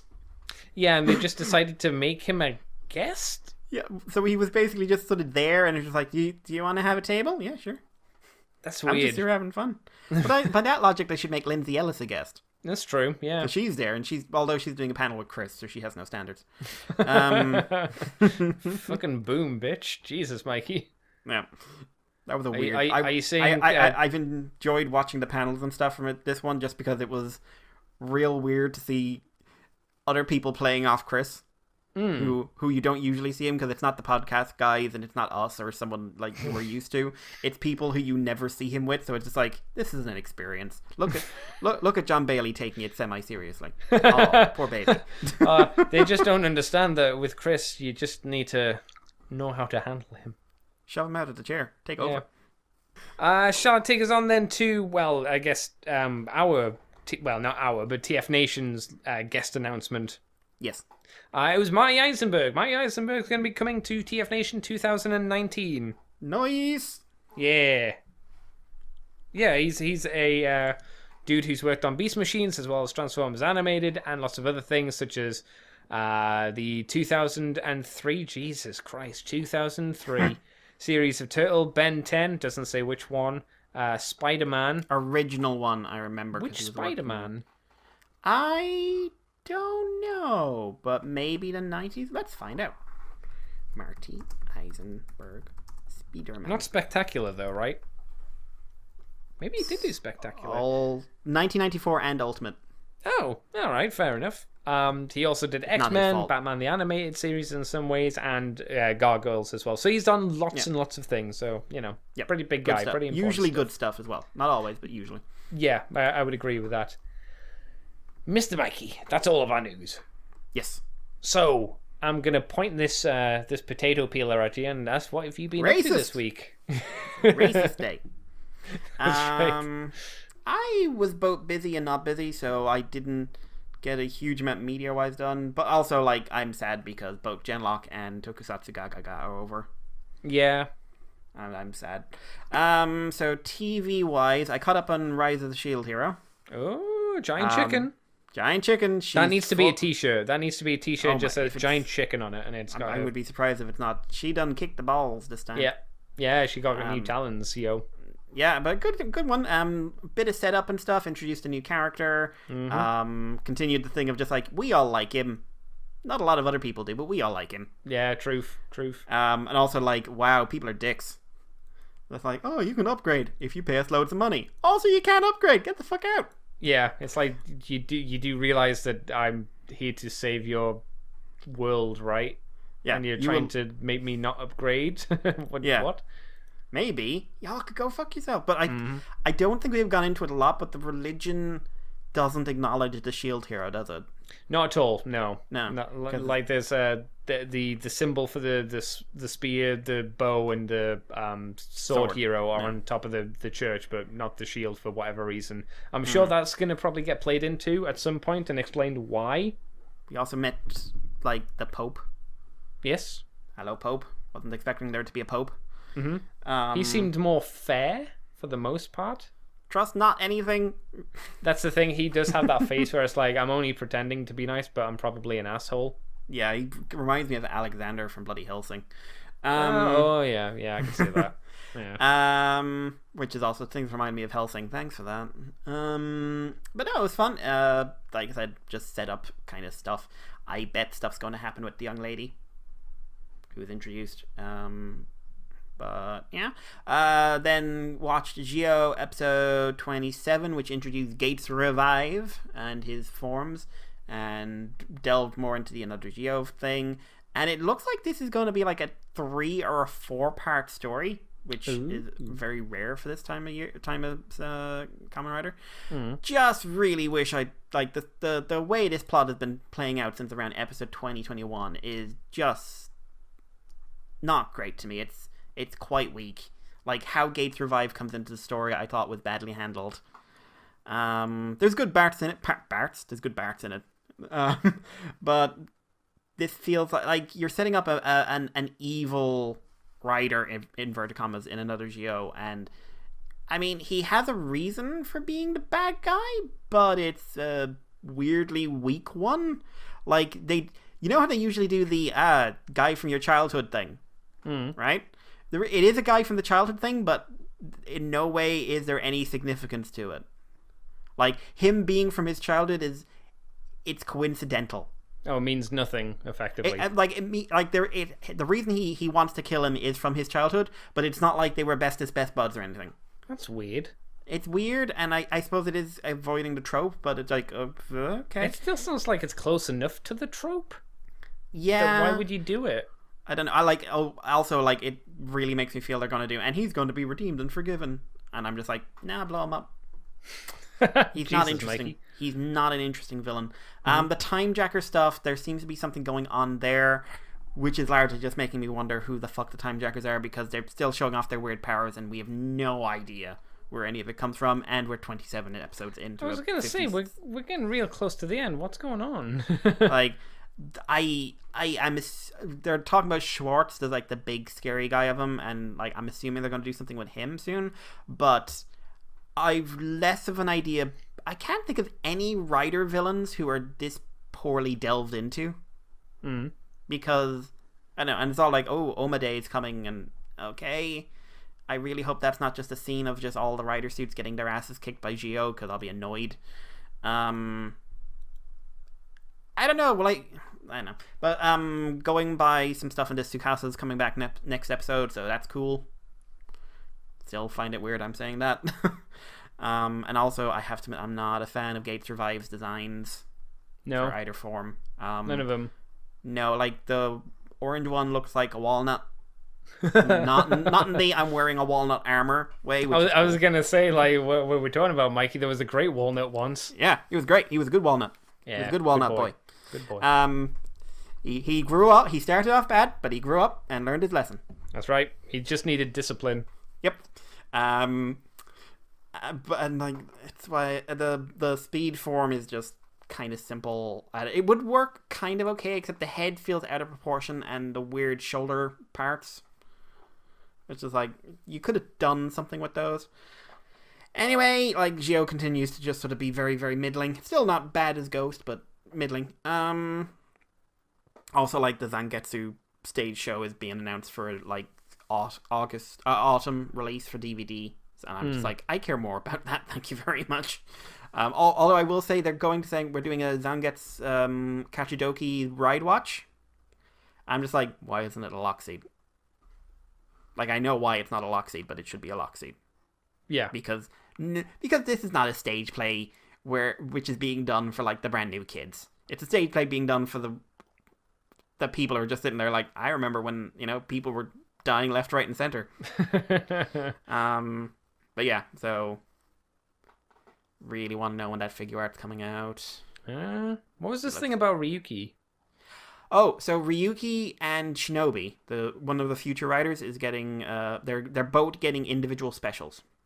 Ah, okay. Is this why they're bringing back a load of the original Ryuki cast? So Shinobi's is going to be set in the future, and it's going to introduce a new rider, Hitari, I think their name is, and their design is atrocious. Yeah. Absolutely hideous. And the Ryuki one is like, it's the Ryuki from Gio who doesn't remember he had powers, but it's like he's getting his memories back for some reason, and then maybe, but they're bringing back loads of the actual actors. So Oja, and like they're also introducing another Ryuki who wasn't in Gio. They had another Ryuga. Oh, okay. But it looks like they've redesigned it. It's not like just a straight repaint of the Ryuga suit. Huh. I'm going to be honest, after the last time Oja showed up, I'm just going to be like, this feels underwhelming in comparison. Right? Remember when he showed up in that special with the funny jungle theme thing and beat a guy to death with a metal pipe? Yeah, it was pretty brutal. And then nearly no, he did beat a woman to death with a metal pipe. Yeah. And then he took your main character and shoved his face into a barrel full of glass. Yeah, for a special, it got pretty fucking brutal, really. Yeah, it also reminded me, like, in those specials, like, M got fucked up. Like, hey, we're doing the funny crossover one. Here he is being stabbed. Look at all the blood. Fun times. Don't worry. Be the doctor. It's fine. So yeah, media-wise, I meant to go see Captain Marvel, but I didn't. I just basically forgot. I watched Beast Morphers episode 3. Oh, you're still going with that? I'm curious about it because it's definitely, you can see a lot of competency in this. The amount of original footage in this is insane. It's comparable almost to season 2 of Power Rangers. Like, if they can avoid, like, barely any of the fight footage so far has been from the Sentai, which is kind of nuts. But it's like, the things that are making it work, like, most of the acting's pretty solid, is also highlighting things like that don't work. Like, the commander woman has atrocious delivery. Oh. It is the flat. She's giving an incredibly flat performance. Like, Bad Sentai. no, worse. Ooh. She is giving, like, she is not a character. She is a dialogue. She is a dialogue. Ooh. And the guy playing her son, Ravi, he's not great, but he's not as bad as her. Like, she is an adult woman. She has no excuse. Presumably she has acted before. No, honestly, like, and also they've done the thing, like, everyone's got a parent, but only one. No, there are no married couples anymore. Everyone's got a dead parent. And that weird thing they've been doing in the new shows where when they're morphing, they have to be shown in black spandex. Okay. Like, which is something they've done in all the morphing sequences I've seen, and it's weird to me. It's not as weird as when Dino Charge did it, where they spent long times in those suits. They're just like, you made them wear this first scene.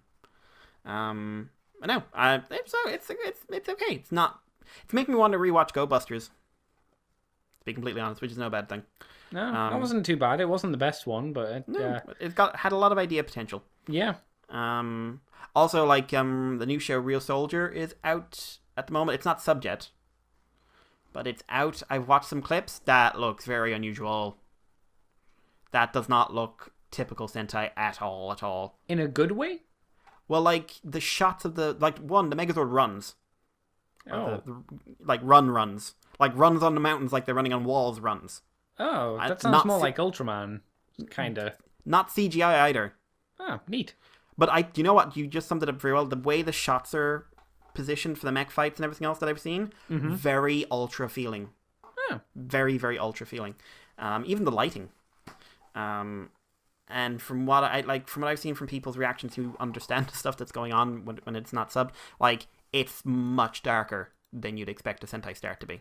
Oh, right, okay. So I'm very, very curious, because I know both the director and the writer are not from the standard stable. The writer's another one of those coming in from other drama kind of thing. Oh, that's good, because that usually indicates a better show. Yeah, that's turned out real well for writer, so hopefully it will work for Sentai as well, because they kind of need the boost. Yeah. So I'm real curious. Also, I kind of like the gimmick for the toys. The mechs, anyway. Well, I kind of like the gimmicks overall with the little soldier keys. But I like the mechs because it's basically kind of like a universal port system where you have a central robot and then you put extra bits on them, but it's less clustery.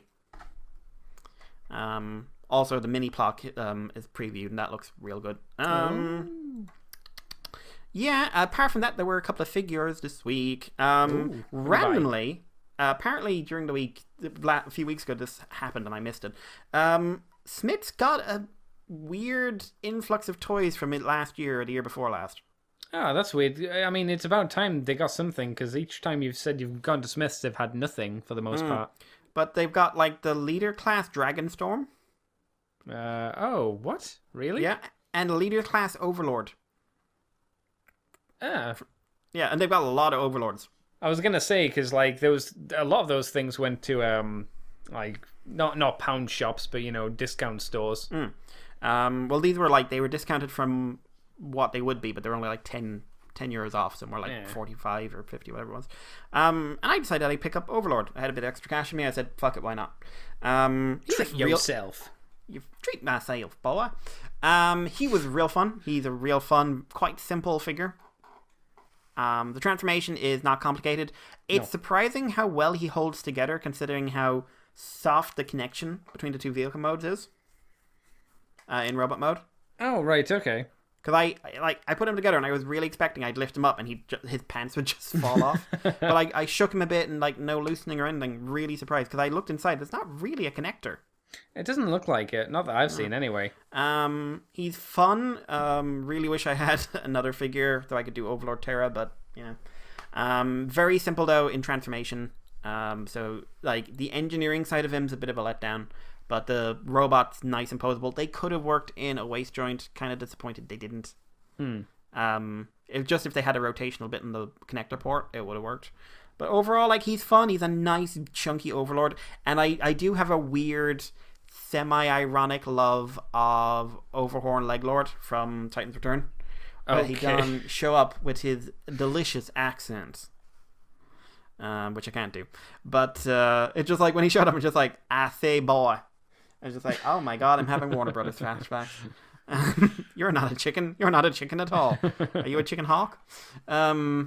I don't know. It was a weird performance, but I just like, okay, this is one of those things I have a guilty pleasure in. The show was still atrociously bad, but it was just like, oh, you're weird. You're weird, and that's endearing. And the other thing is I finally built my Flame Toys Nemesis Prime. Yay! And I painted it, which is the first kit I've ever painted. Yay! Actually, the first thing I've ever painted. So it is a very amateurish paint job. I've got photos of it up on the Moonbase 2 Twitter. But I've got to say, like, didn't expect to get that much out of the painting process, but I did, like, oh, made a mistake here. How do I fix this? Don't have all the colors that match up with the sticker sheets. Is there anything else I'd like to do? Oh, these details here, they don't have a corresponding sticker, but it would be nice to add some pop to them. Mm-hmm.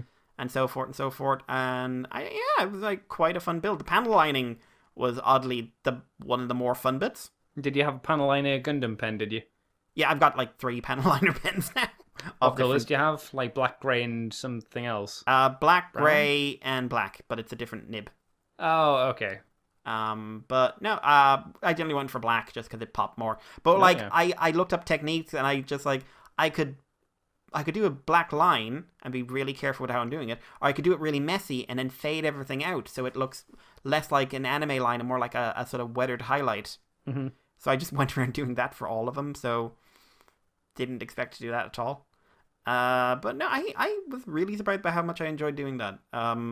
Third kit I've ever built as well, so it was really weird. Like, I could see if I got better, I maybe go back and redo the paint job, but I kind of just want to leave it. I want to leave those mistakes in because there's plenty of them, but they're significant ones to me. Base kit is real damn good. Real damn good. Does it transform?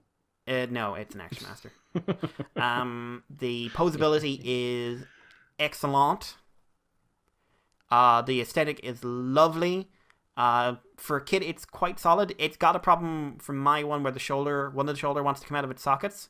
And to get it back in, you actually have to take off the back of the figure and then like arrange everything. But it's an easy enough thing, and just don't yank on the shoulder too much. Seriously, the posability is nuts. It is just like what they've done. Really want to get the IDW Prime and the Megatron now. Really, really, really. I want to keep an eye on this line because I think this is something special. You've had fun with it, which is good. Yeah, the build itself also. Again, I haven't done a lot of kits, but it's a solid one. Like, it's got a lot of little parts, but they all feel necessary. And it does use rubberized plastic for joints, which is good. It's also, like, between the customization and building a robot kind of thing, I would consider going into Gundam now, which I was always cautious of. The thing is, I just don't love a lot of Gundams, you know? Oh, the thing with Gundams is there's so many now. Yeah, and it's just like, I'm not a Gundam... You get a Berga guy as well. Well, Berga guy is probably the only... Like, Berga guy dad would be probably the one I'd go for. Because he I can send you... I don't know what language it's in, but it like lists all Gundam kits that have kind of come out that you can buy. So you can kind of just look through them and be like, oh, that looks neat, if you like. Yeah, it's just weird. Like, most Gundams don't appeal to me. And the ones that do... Visually, because you hate Japanese things, Mikey. Oh yeah, I'm racist. Massively, massive racist. Massive. But they're just. I think Gundams are a bit too conservative in their aesthetic for my tastes. Okay, that's interesting because some of them are really not. Well, yeah, some of them aren't, but like, all right, something from G Gundam, then, like, Master Asia. I'd build a Master Gundam. Yep, Master Gundam. You could get the I can't remember what it's called, but the Sailor Moon basically Gundam. Oh from yeah. Sailor. Is it just Sailor Gundam? It might be, but Dunno. she even comes with the ribbons. Yeah. She comes with those pieces. But yeah, like or look into other lines, maybe other Bandai kits or something like that. Yep. I think I saw like the Forbidden Planet in Dublin has a few variants, but they've got the Gundams, but then they've got like, and our other option is you can buy Evangelions, and I'm just like, I'm not building an Evangelion. Yeah, go to HLG when they've got a sale on for Gundam, and then just like eat up. Like, but like, I don't know. I want to look at the options because if there's other things that not Gundam that are more my speed in terms of aesthetic or characters, I would consider them. I also don't think I'm anywhere close to being ready to paint something like the Dragon Ball figures. Because I think they require a level of like skill, especially for things like fading and everything else. Yeah, skin tones are tricky and whatnot. Yeah, so I think for the moment I'd stick to safer stuff.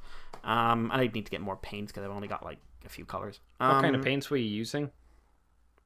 They're in the other room, so I can't remember their name, but they were well reviewed on Amazon. Vallejo?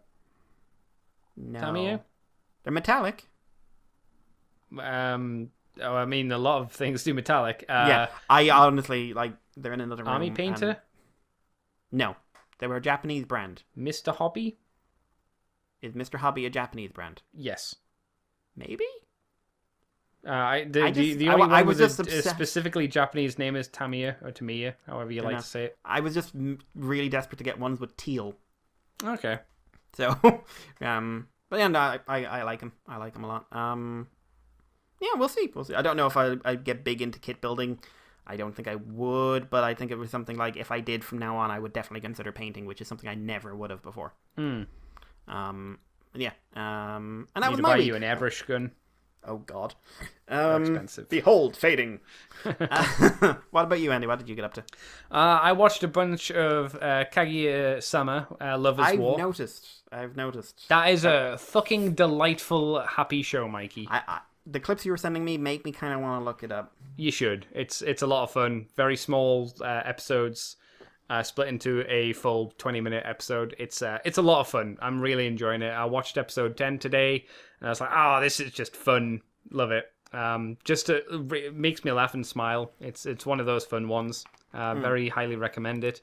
Like you, I watched the Rising of the Shield Hero, which was good as ever. Did I get up to anything else watching wise? I don't think so. Not watching wise. You said you were watching Dragon Prince season 2, but you didn't because you said it after the show last week. Yeah, I'm up to like episode 4. I haven't been hitting that as hard just because I've been watching other stuff, but it's still good. It's still entertaining. Dude looked at the mirror and saw that there was a person looking back at him, and he went, "Nah, I'm not going to cut my hand. I don't trust you." And he kind of put the cloak over it, and that was the end of that episode that I watched. Also, the dragon was struck by lightning, and they only pretended he was dead for a bit, and I was like, that was a bit mean-spirited, technically. I think what follows is a bit more mean-spirited, but I don't know what happens after that, but I the kid that sees the dragon hit by lightning goes back to the other kids and it's like, got struck by lightning, and it makes it look like he's dead, and then it's like, no, he's fine. I'm like, wow, that's a real dick move, guys.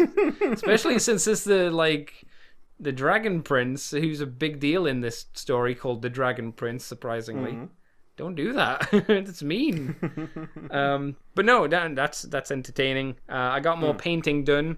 I've got my Stormcast up to the point where they're not finished, but I've put the model pieces together, and now I can actually use them on the board, so I can actually play the game of Night Vault, which is nice. I've still got a lot of work to do on them. Like, I've still got the swords to do. I've still got to touch up mistakes here and there. I've got to see if I want to try and do any edge highlights to them. And I've also got to do a fiery effect on one of them who's summoning some kind of magic woo-woo.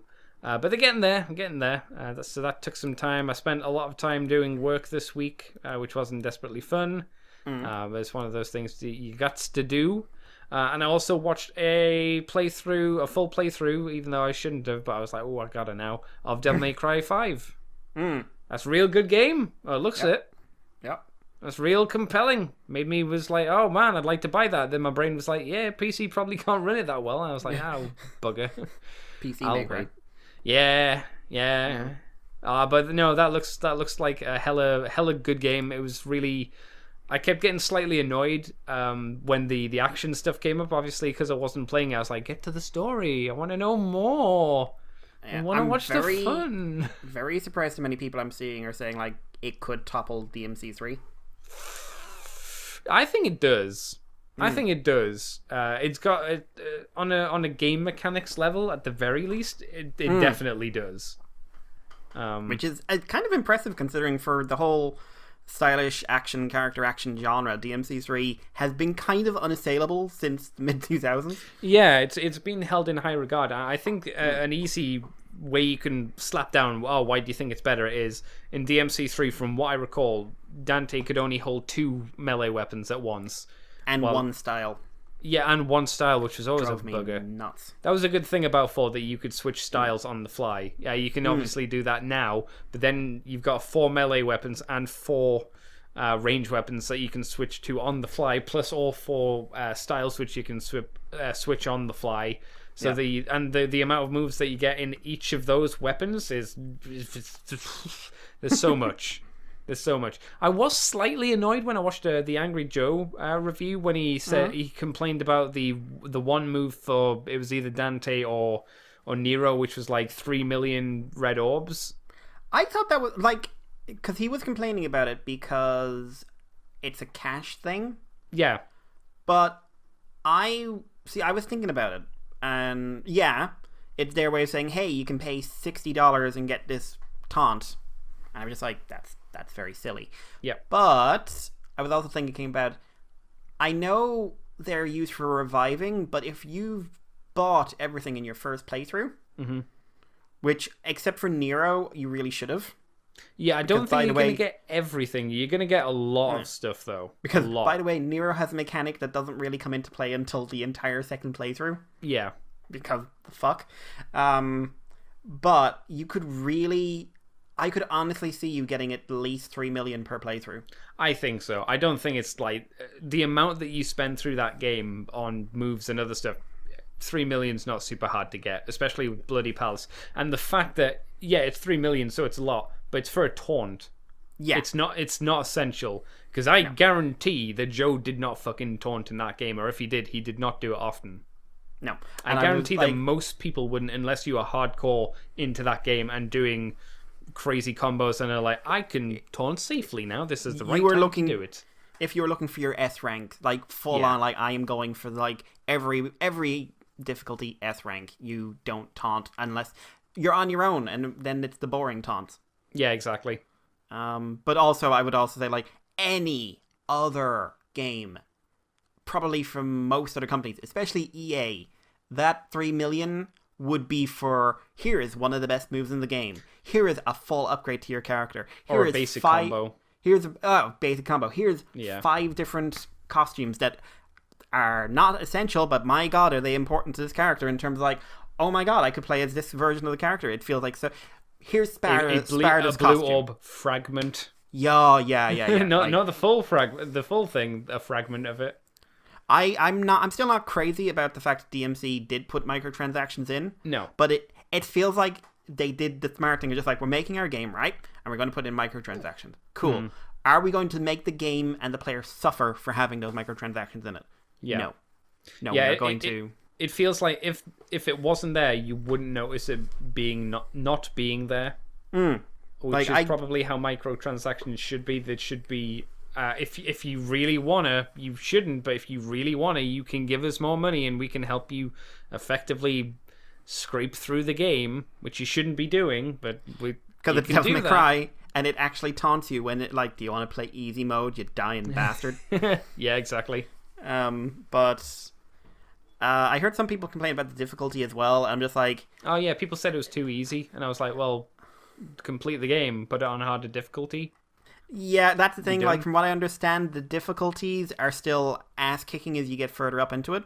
Oh yeah, like the last fight, like that looked tricky. It looked easy until you got right close to the end, and then the difficulty spike did to be fair, pick up significantly, I think. Yeah, and I think that's okay, because, like, DMC and Devil May Cry 2, their higher difficulties are basically normal level on any other Devil May Cry. That's our shit. Yeah. So this is kind of like, okay, so it's not easy, but it's not as crushingly difficult as we could make it. Yeah. By the way, there's at least 2 more difficulties which will beat the shit out of you. It's not Devil May Cry 3 where, at least, was it the European version that had, like, Japanese hard on it or something? Yeah, because weird? Apparently they got real pissed off. Because people were complaining about, oh, we're worried about Devil May Cry too easy, Devil May Cry 2 too easy, Devil May Cry 2 too easy. So they went, Devil May Cry 2 too easy. Alright. Okay. Here you go. I think I put it on to easy when I was playing that game because it ruined me. I had it on normal, and I was stuck on that bloody first boss for I don't know how long. Which one was the first boss? Just the big thing with the scissors? Yeah. Like, oh, wow, that is the first boss. Jesus. Yeah. And it used to go... I remember the noise it made. Oh, that noise has stuck with me for many moons. But it was a game that was just like, hey, we're all friends here. And now I'm going to punch you in the dick. Exactly. And that's okay. Yeah. And the fact that Devil May Cry 5 is like, okay, we're easing you in. You enjoyed yourself? You cool? Okay, so apparently someone was going like, okay, I'm playing the first hard difficulty you unlock. Okay, I've got access to all these extra abilities and this is getting way harder than I expected. Mm-hmm. So I am not worried about the difficulty level at all. Nah, no, me neither. So that was something I did. I very much enjoyed watching that. I got another battle tome from Age of Sigmar, the Ideneth Deepkin, which are, for those not aware, are basically elves that live in the ocean, and they have been corrupted, so they almost have a vampirism kind of aspect to them, where they have to, when they come to the land, they bring the ocean with them, is how it's described in the lore. So the ocean will come with them onto the land as they fight, since they all kind of ride on like these sea beasts and stuff like that. It's pretty neat. I'm looking forward to reading about them. They got some really pretty models in there as they ride on giant turtles and stuff. Just it may not sound terrifying, but these are slightly more. Think of a giant flying snapping turtle.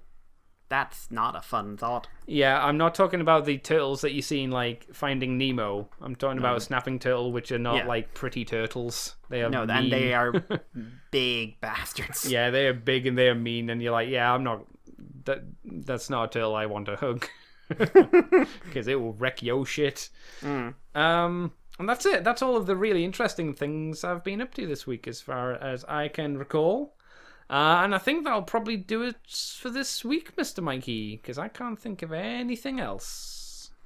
Cool. And apparently Ryu Soldier is already subbed. The what, sorry? The Sentai, it's already subbed. Oh, neat. Okay. Yeah. Who's doing this? Oh, new subgroup, Rider Time Fan Subs. I'm waiting for them to release a subbed version of Fate's Day Night, Heaven's Feel Part 2, because that came out for a Canadian release. Sometime this week, so Canadians have got to see it. I'm like, motherfucker, I'm gonna have to wait for someone to get a Blu-ray rip so I can watch it. Not Canadians. Yep, goddamn Canadians. Because I looked to see if there was any kind of UK release, and it doesn't seem to be any. Not mentioned anywhere, so it's like, oh, fuck's sake. And yeah, scroll down. They also did Tokusatsu Gaga. Now I'm sad. Why is that, Mikey? Did you not like the show? Oh, it's got the picture of the last episode where I've still got that to watch, so that's something I've got to look forward to. Watch the fucking thing! Yeah. It's so good! I don't want it to end, though. But it's so good! And I don't want to be sad, and it sounds like I'm going to be sad while watching it. But it's so good! I'm definitely going to get around to doing it. Fear not. They're also redoing Decade, but they're insisting in calling it Masked Rider Decade. No. Masked Rider Decade.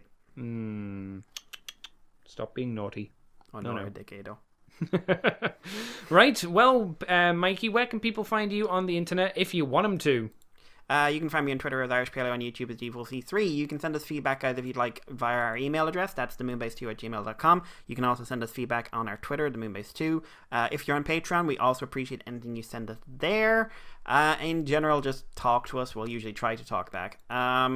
Also, reminder, the first issue of the new Transformers comic came out this week. We will be doing a show the week after next.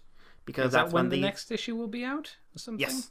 Okay. So it's just delays. Also, the more recent comic show came out this week for the public. So check that out, guys. Yay.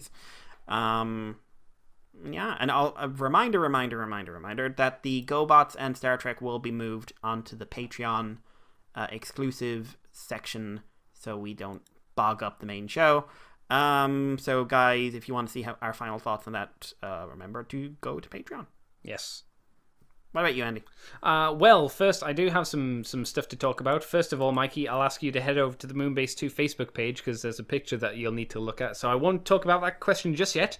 I'll talk about another one, or a comment, as you do that. So, from Jason Kirk, I assume that, because it doesn't tell... Evil Jason. Oh, jeez. I thought he was alright, but... fine. No. Yeah. I've heard what you said about him when we're not recording. God damn it, Mikey, don't say that. He just starts spitting. He's just like, Jason. Because it doesn't tell me where these comments are from on my email, I have to assume from what's in the comment that it's from our comic show. So, the uniform from World War III was indeed seen on The Next Generation, the pilot episode, in fact. Oh, cool. As Q wore it to demonstrate how humans drugged their soldiers to fight in the past. And yeah, that GoBots comic show is a thing. He is not wrong. It is definitely a thing. I'm glad someone mentioned it, because I'm glad I wasn't gone mad. I would not have guessed it would have been from the pilot episode of Next Generation, though. I mean, it makes sense, but I wouldn't have guessed that outright. But that's good. Though I will say that their armor looked very cozy. It just looked like winter gear, so good for them. We also have a comment from Tentomon4. Firstly, I want to apologize to Mikey. There is no need to apologize to Mikey, because he's the worst. That's just me, so that's not I Tentomon. have mixed feelings on that. Most of them should be, he's not wrong, that Andy. He's not wrong. I did not know that you did not know what YTP was, YouTube poo. And sent you in raw. So sorry he sent you in raw. So as a sorry, have a good super British one, which makes me laugh because you're not British. No, I'm racist against the British, in fact, because you took our land and our culture. That's fine. We gave and you now things. And now there's quite a bit of conflict on ye olde border. Okay, there it is. It's worked. It's quite odd, to be completely honest. I don't want to click this because this was weird. What the Jesus tits? It continues. And super funky Robotink remix. I can send you that later in a bit, Mr. Mikey. Just watch the volume. Apparently it's loud. I assume that's for the robot Tink. Anyway, is 90s Godzilla, aka Zilla, the Dan Hibiki of kaijus? Like he sucks, but we still love to see HIR here. Google it, apparently. Show up getting his tail kicked. Good luck with the tornado. Tentomon out. Did you survive the tornado, Mikey? Yes, just. It was quite insane. Yay. Did you go and fly a kite up to the highest height? Oh god, it started with Monty Python. You know, Irish. Yeah. Right. Did you see on Facebook, Mikey, the comment? I don't know, yes, but I will say Zilla, whatever I want to call him. His only problem is that what someone wanted to call... One, he's in a Roland Emmerich movie. Mm-hmm. That's no one's fault but Emmerich's. And two, they called him Godzilla. Because that sets up expectations of what this thing should be doing. Yeah. So when he's appeared in anything, apart from the Final Wars appearance, which is hilarious, when he's appeared in anything else, he's usually okay. Like the IDW version, he's pretty cool in all honesty. Cartoon was good.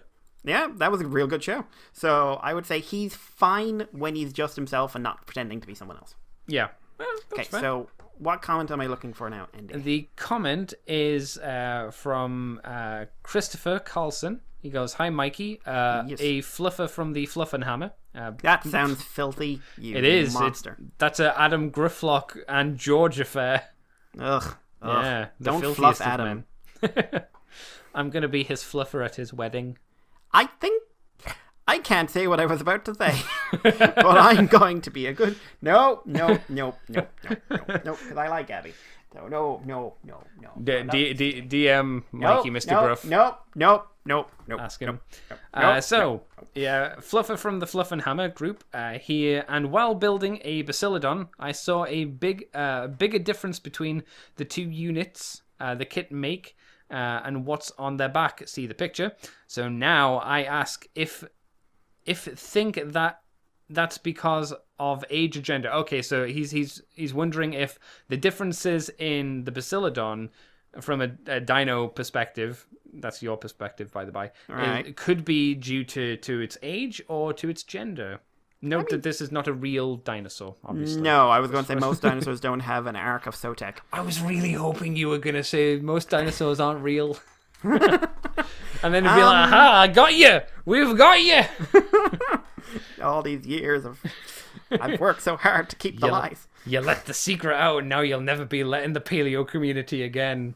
No, they know. You I've devil, broken the seal. The devil's buried the bones! So, what do you think, Mikey? Honestly, I would say you're probably looking at a gender difference. I was thinking a gender difference.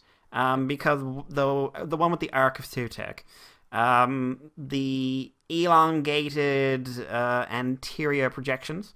which are Anterior some- projections. Well, it depends. It's an ankylosaur of some sort, so it'd be like you could call them osteoderms. Horns. You could call them scoots. No, the horns are on the head. Tusks. No, he's got horns, but he's only got the one. Shoulder horns. Those have that sort of antler vibe to them. Uh-huh. Shoulder horns. Shoulder There is a horns. dinosaur with shoulder horns. It's called a Gigantospinosaurus. Hang on, I'll get you a picture. But yeah, so those have more of an antler vibe to them. So I would sort of assume that's a male for display purposes. While the other one is basically that, but a lot simpler. Mm-hmm. So generally, you find it's a female in that regard, because young males, if they're any size, usually have some sort of micro version of the adult's armature, whereas that doesn't. But yeah, this is a real dinosaur I'm sending Andy now, and He's not actually sending me a dinosaur. He's sending me a picture of a that dinosaur didn't before work anybody at all. gets excited. That didn't work at all. Yeah, you gotta love Skype and everything. Wow, that is that is a long link that didn't turn into a thing. No, give me a second. give me a second, bye. Good lord. I don't like new Skype. No, I don't think anyone sane does. Awful thing. Oh my god, just work for No, Christ on several bikes. that's not how this works, Mikey. You know this. Press that button. There we go. That might work. There we go.